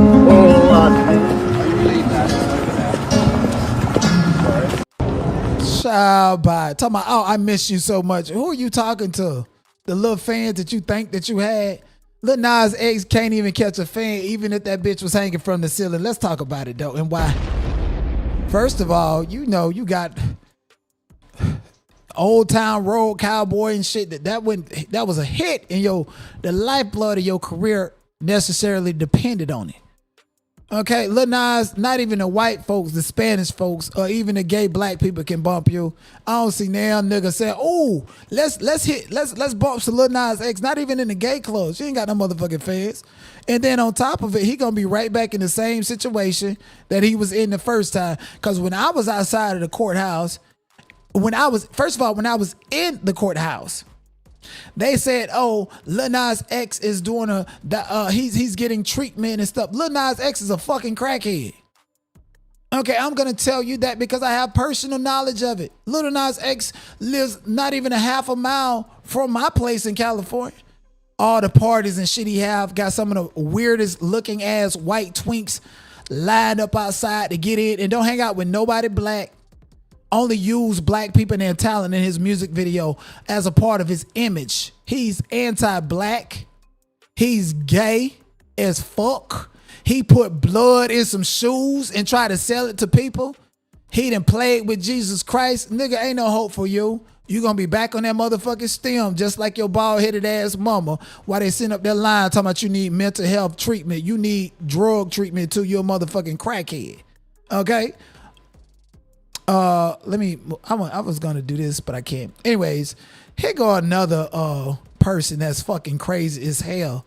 See, Donald Trump, y'all can say whatever y'all want to say about that orange gay ass man, cause he is gay too. He on them piece of boxes that Diddy got hit in. Aria Cherie English told me that Donald Trump liked to be in them slings getting fisted with all that ass. So he gay too. But let's talk about E.J. Johnson. With this motherfucking big back Pirelli skin and this black thingamajig, always shitting on black women and want to erase them. Look at him. So this is night 2 look. Okay, for the dinner, we're giving this. This is the ending dinner after the Reese appointment. I'm obsessed with this corset. Like, I saw this. This was the full look for the runway, and I think they showed it with a jacket. But I was obsessed when I came down the runway. I was like, oh, I have to have this. I'm obsessed with leather corsets and also this. Just please stop, motherfucker. Okay, you just a flamboyant gay ass nigga is what the fuck you is. All that extra droopy ass fucking skin all over the place, folded up. Big, all that fat from your motherfucking chest pushed up in there like you got titties. Get the fuck on and give women their rights back, motherfucker, and their motherfucking outfits back. He really think he Rihanna 2009. You know when she had the short cut and was wearing stuff like this? Nigga know how to hide their little peanuts down there. Say that nigga shit the same size as a botfly maggot. That's why he hide it with a shoestring. Tie the shoestring to the G-strings in the back. Fuck up out of here. I cannot stand that. Like, go and be who you ever the fuck you are. But he's getting a lot of slack simply because you Magic Johnson child. They say he had that shit before you was born. So do you got it? Is what we want to know. Why you sitting up here lying about all the straight men that you date and don't date nobody gay? Like you tokenize. Where they at? Ain't nobody dating you because they know who your daddy is, nigga. Yeah, turn it off. EJ is completely gone. And yes, I can go to any celebrity trial that I want. A bitch ass nigga just got to give me 10 feet. And I actually probably go to this trial, but I don't think the DL Whisper is going to have a trial. DL Whisper said he's in solitary confinement during his T.S. Madison threat case. Please, I really need y'all is what he said. And by the way, he's locked up because T.S. Manhands is playing charades and trying to use him as a political statement. Like his big back ass ain't do the same shit that DL Whisper did to many other people, especially Kaya and Michelle ATL and other real black women. They really love to go at black women who they want to be, but when a nigga come to their motherfucking door, they go to filing restraining orders and fake ass charges and fake ass crying and shit trying to grip the fucking moment. I can't stand this big back ass bitch. Big shitty diaper booty, BBL having ass. Mind you, What's up, everybody? Of course, it's Naquan, also known as the DL Whisperer. And I just want everybody to know that I'm fighting for my freedom right now. I'm sitting in solitary confinement. I have one of my friends managing my page, and I just want to tell everybody thank you for the well wishes, thank you for the support, thank you for being there for me. And this is going to be the most important time that I need y'all, because right now all of my human rights are being violated. I'm going through a lot, and I just really need y'all. Like really. Like I really need y'all. I know I never came on here talking about I needed people, but I promise you I cannot do this alone. So please help me. And I appreciate everybody, and I love y'all. And of course, eventually I will be free, and we gonna be back to doing what I was doing before. And of course, protect real women. Man, that's crazy as hell. T.S. Manhands out here trying to play a fucking victim. Talking about pushing legislation to protect transgenders. T.S. Madison, news flash. Them crackers in that sun downtown don't give a fuck about you. They only see a black man that they can hang. He in solitary confinement because he's in there to protect. Because ain't nobody in that bitch but some Aryan Nation white people ready to take his food. They were taking his food. That's why he done lost 20, 30 pounds and already ain't but this big.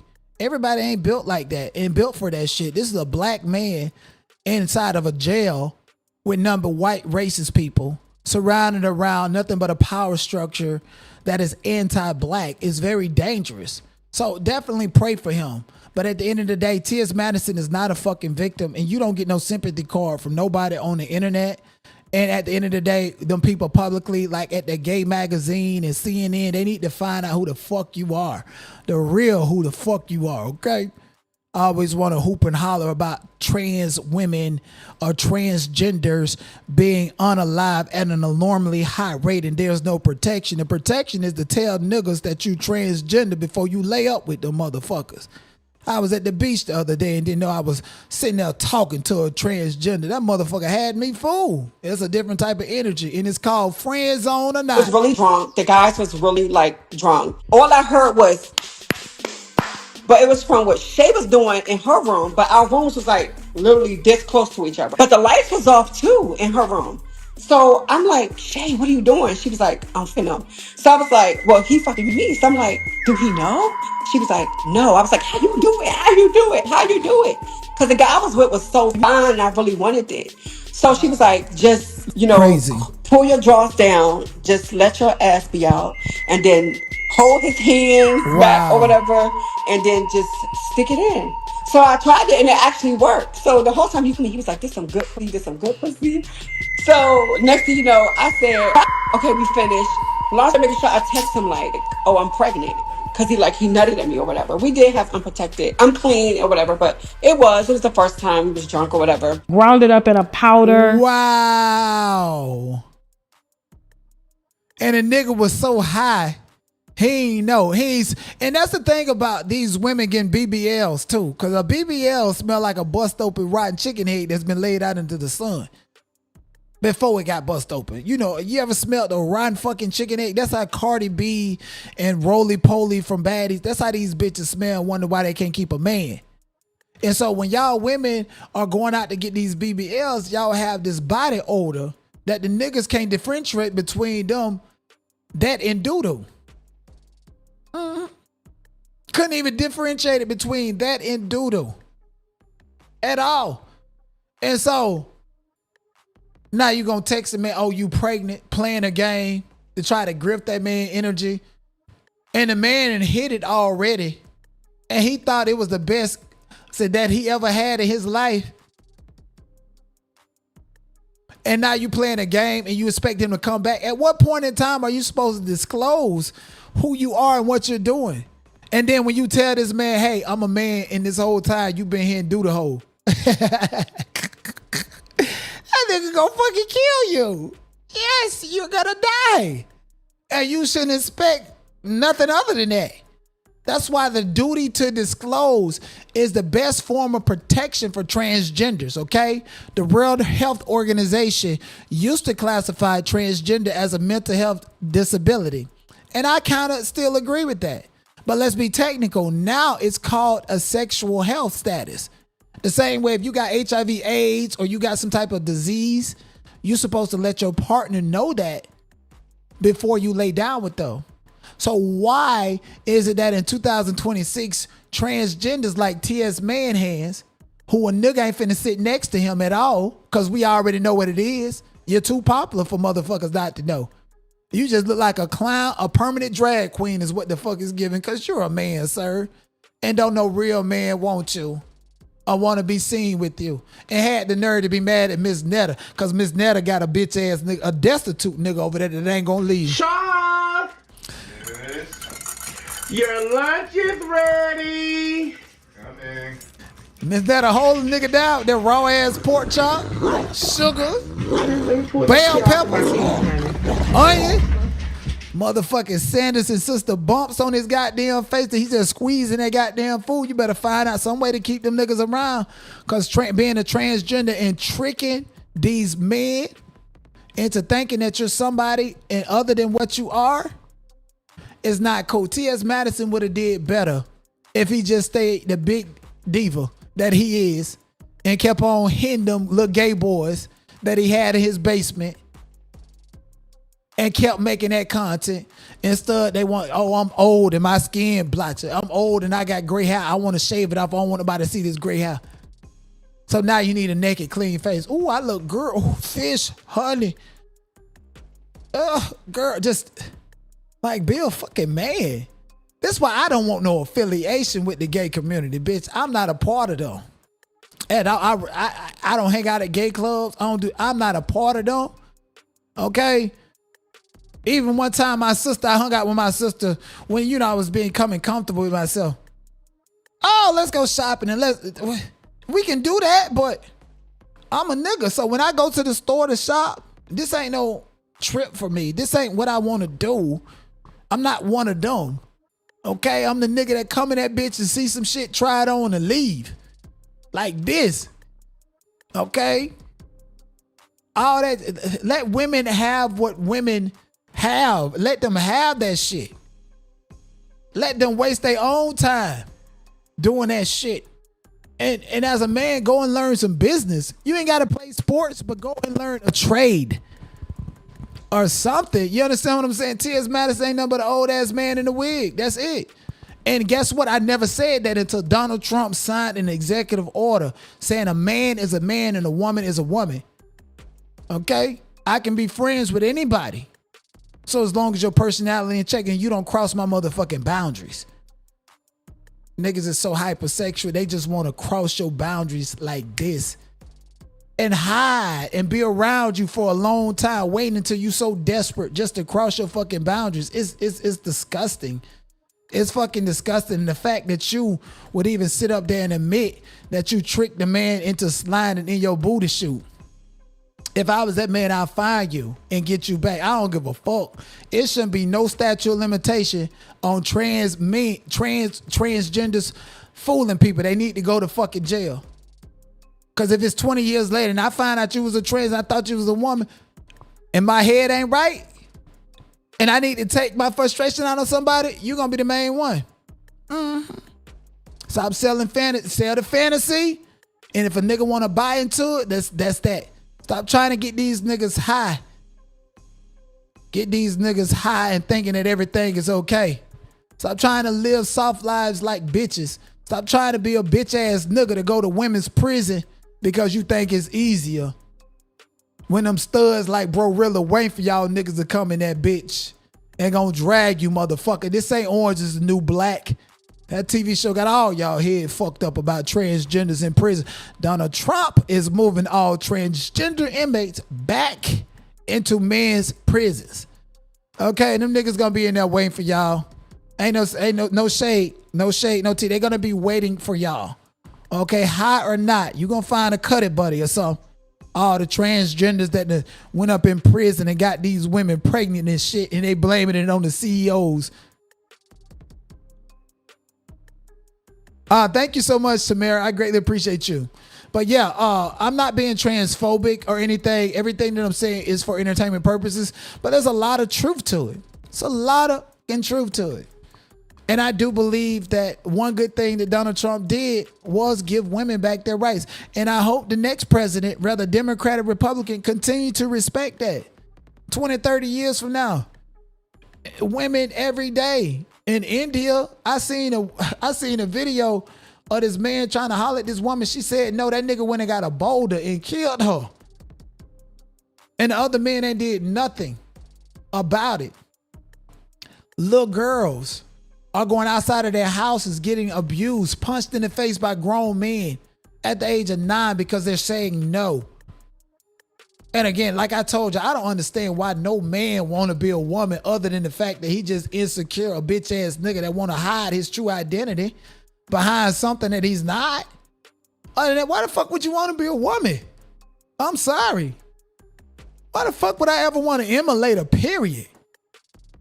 I'd be fucked up. I took a shotgun and unalive myself if I was a woman because I can't bleed every month.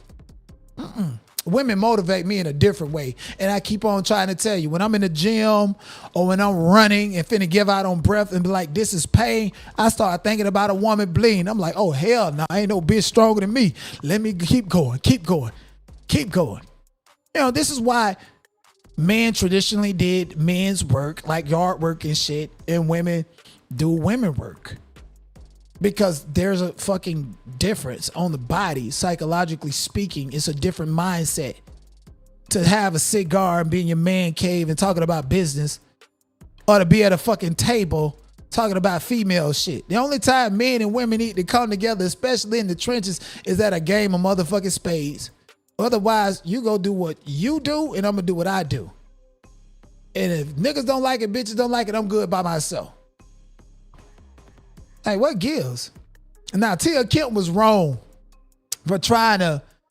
She was really playing with niggas. Like niggas got to go out and catch the snow crabs and the fucking king crabs, and we can't enjoy them, and only women get to suck them and slurp them up and shit and try to sexualize a nigga. Hell no, niggas still gonna eat crabs. But at the end of the day, like the video, subscribe to the channel. Let's move on. Melania Trump has been plagued with transgender rumors. Yes, indeed. And now he done came out here contradicting Donald Trump, talk about the Epstein victims need a voice when your husband said it was a hoax. And then he over there saying that the other man that's married to the French president, beautiful. In France with Epstein. Donald and I were invited to the same parties as Epstein from time to time, since overlapping in social circles is common in New York City and Palm Beach. To be clear, I never had a relationship with Epstein or his accomplice, Maxwell. My email reply to Maxwell cannot be categorized as anything more than casual correspondence. My polite reply to her email doesn't amount to anything more than a trivial note. I am not Epstein's victim. Epstein did not introduce me to Donald Trump. I met my husband by chance at a New York City party in 1998. This initial encounter with my husband is documented in detail in my book, Melania. The first time I crossed paths with Epstein was in the year 2000. Girl, shut the fuck up. Sitting up this bitch talking like Frankenstein. They say if you want to lie, hide it in a motherfucking book. We ain't going to your book, going to read it. Don't give a fuck about you at all, okay? You look more manly than the French president over there. And on top of that, she says that Epstein victims need a voice, but your husband been saying it's a hoax this whole time. At an event Donald and I attended together. Girl, I can't listen to her. It's better if you don't even fucking talk and open your old ass mouth. Them thin ass motherfucking looking like a pretty monkey sitting up there. I'd rather listen to Erica Kirk any day over Melania Trump. Who knows? But still. She came out advocating that Epstein victims need a voice and that they need to be heard. But your husband said it was a hoax. They got Bill Clinton. They got Hillary Clinton. So many people deposed in the Epstein file. Why the fuck they ain't deposing Donald Trump? Again, Donald Trump is in the Epstein files more than anybody. I don't care if it was men, women, little boys, or girls. His motherfucking ass is over there. And let's talk about Stormy Daniels. Stormy Daniels, what was so embarrassing about that issue is because Donald Trump couldn't get it up. He's not interested in women at all. You guys remember Jonathan Oddie, the guy that shot up the Trump Tower down there in Palm Beach, shot up Trump Hotel, and then did an interview with the FBI and said Donald Trump and then was upstairs having a freak out, and that Donald Trump was wanting him to stick his fist in his booty, but he didn't want to do it and they thought he was crazy. But what validated him in that same interview, he said DJ Khaled is gay, Jay-Z is gay, Puff Daddy is gay, Cass is gay, and they gave him herpes. And people say, oh, he crazy. And then suddenly when this shit come out with Diddy and Cassie, everybody went back to that 2009 interview. So why in 2009 did Jonathan Oddie say that Diddy and Donald Trump and them be at them gay parties and gave him herpes, and then we look at it in 2025, want to listen to it? Melania is just a cosplayer. She ain't on the same page. Ain't no fucking love in that marriage at home. She's just a mail-order bride. And Donald Trump, if I don't recall, a lot of people supported him because of the Alex Jones and Tucker Carlson and Megyn Kelly, who pretty much now say that you're full of and no longer want to support you. And so he went and did this long fucking contradictory essay and said, I know why Tucker Carlson, Megyn Kelly, Candace Owens, and Alex Jones have all been fighting me for years, especially by the fact that they think it is wonderful for Iran, the number one state sponsor of terror, to have a nuclear weapon. Who the fuck care? They ain't pointed over here. And if I had a nuclear weapon, bitch, I'd put it right there in Mar-a-Lago if I was doing. But at the end of the day, let me not say that because they snatch channels. Because they have one thing in common. Low IQs. They're stupid people. They know it. Their families know it. And everyone else knows it too. He quick to call somebody stupid. But you the dumbest motherfucker out there, bitch. Look at their past. Look at their record. They don't have what it takes and they never did. They've all been thrown off television, lost their shows, and aren't even invited on TV because nobody cares about them. They're nut jobs, troublemakers, and will say anything necessary for some free and cheap publicity. If they ain't the motherfucking pot calling the kettle black, now they think they get some clicks because they have their third-rate podcast, but nobody talking about them. And their views are the opposite of MAGA, or wouldn't have won the presidential election in a landslide. MAGA agrees with me. Sir, these people also agreed with you and was pushing their MAGA agenda until you went off on the deep end and just gave CNN 100% approval rating of Trump. You mean CNN, the same news station who just reported that Michael J. Fox was dead, and the man was like, what the fuck is going on here? Is that the one who gave you 100% rating, Trump? Okay, and then later on in this long ass essay that ain't nobody got time to read, this man is fucking exhausted and out of his goddamn mind. Must was high off of poppers in the slang or something before he tweeted this out. And then he goes on to call CNN fake news. Make it up. Is CNN fake news or did they give you 100% rating, Donald Trump? Your fuck ass done unalived and then went out to more countries in a short amount of time than any other president in the United States. They say, and you even refer to yourself as the first Jewish president. Why? Because your ass is over them Epstein files, nigga. And the powers that be and the people that's pulling your strings know all about it, though. And everybody's getting pointed out but you with your gay ass, Donald Trump, all that orange ass makeup that you got on. You need a new makeup artist. You want to hire Arrogant Bay or Arrogant Tay to do your hair because you and Nicki Minaj are compared, who ass is more bigger, huh? You seen him doing Nicki hair and makeup and now you want to be one of the girls with your gay ass. Yeah, go on, let Arrogant Tay do your hair. Non-disclosure. Now he gonna tell us if you bald-headed or not, motherfucker. Because Rosie O'Donnell and them been said that. Donald Trump is a hot mess. It's a mess. He's doing the bidding of other people. I cannot believe Jewish people historically went through what they've gone through, but are now participating in the same type of detrimental behavior to other groups of people. Hey, some people say that they're not even the real Jews. Kanye West said it. He's canceled. Black Hebrew Israelites. Israel originally was a people. It became a place and a religion later on. Political rhetoric is too far left and right. Religious doctrine is too far out of control. And it's funny how everyone always, even the Islamic people, the Muslim people, and Christians, all of them point back to one source of religion, and that is Judaism. Christianity and Islamic faith in religion is a derivative of Judaism. And so basically that's the original religion. And the only way for you to be a Jew or to practice the full extent of the religion, to read the Torah, the Kabbalah, to participate in Kabbalah teachings, you have to be a Jew. Seems like it's compartmentalized, only meant for specific people.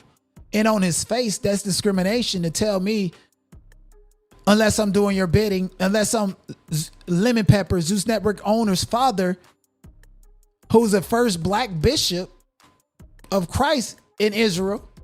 And mind you, he went there at the same time when all the Ethiopian Jews and the black American Jews were kicked out. He went there and landed.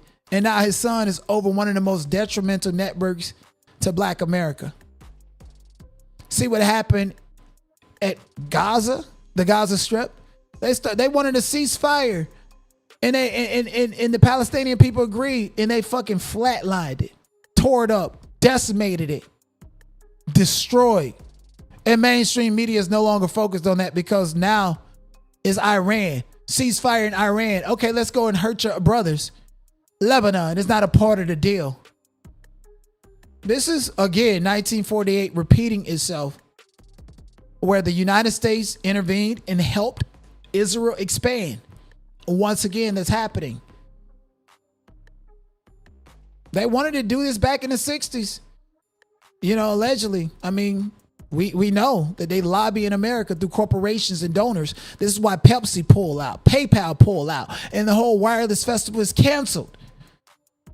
Because my power and influence in politics is through corporation sponsorship, the stock market, APAC agreements. So say it.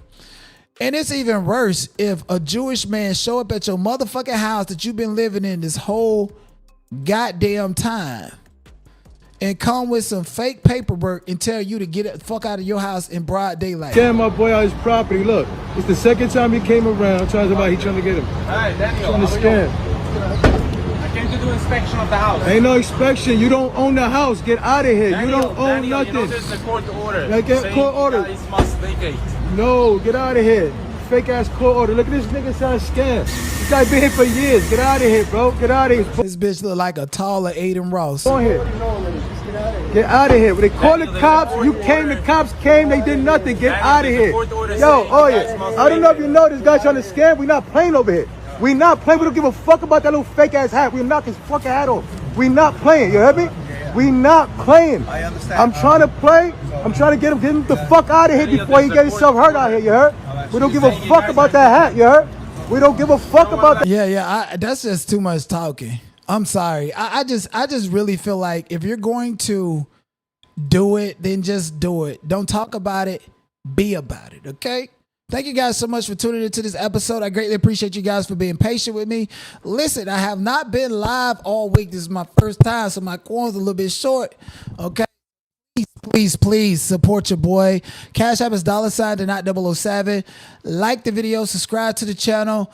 Let me know what you guys think. I'm gonna come back live and do this all over again. Support the channel. You gotta keep the lights on. I greatly appreciate you guys. Thank you everybody for being here. Thank you to, let me give a special shout out to let me see. I see what's happening on Twitch. Okay, it's live.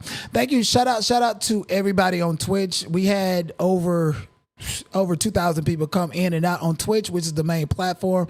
Shout out to Undeb for supporting. Shout out to everybody in the bushes in the chat.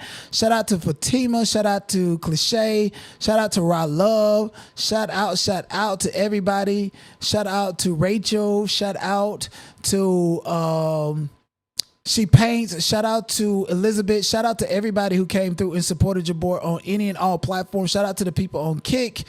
I need to pull up a screen, but I don't see it. But I do know that y'all are here in the building. Shout out to the people on X. I greatly appreciate you guys for coming through, pouring into me, showing me so much love. You could have been watching any other creator doing anything else on this Friday evening, but you decided to spend it with me, and I greatly appreciate it.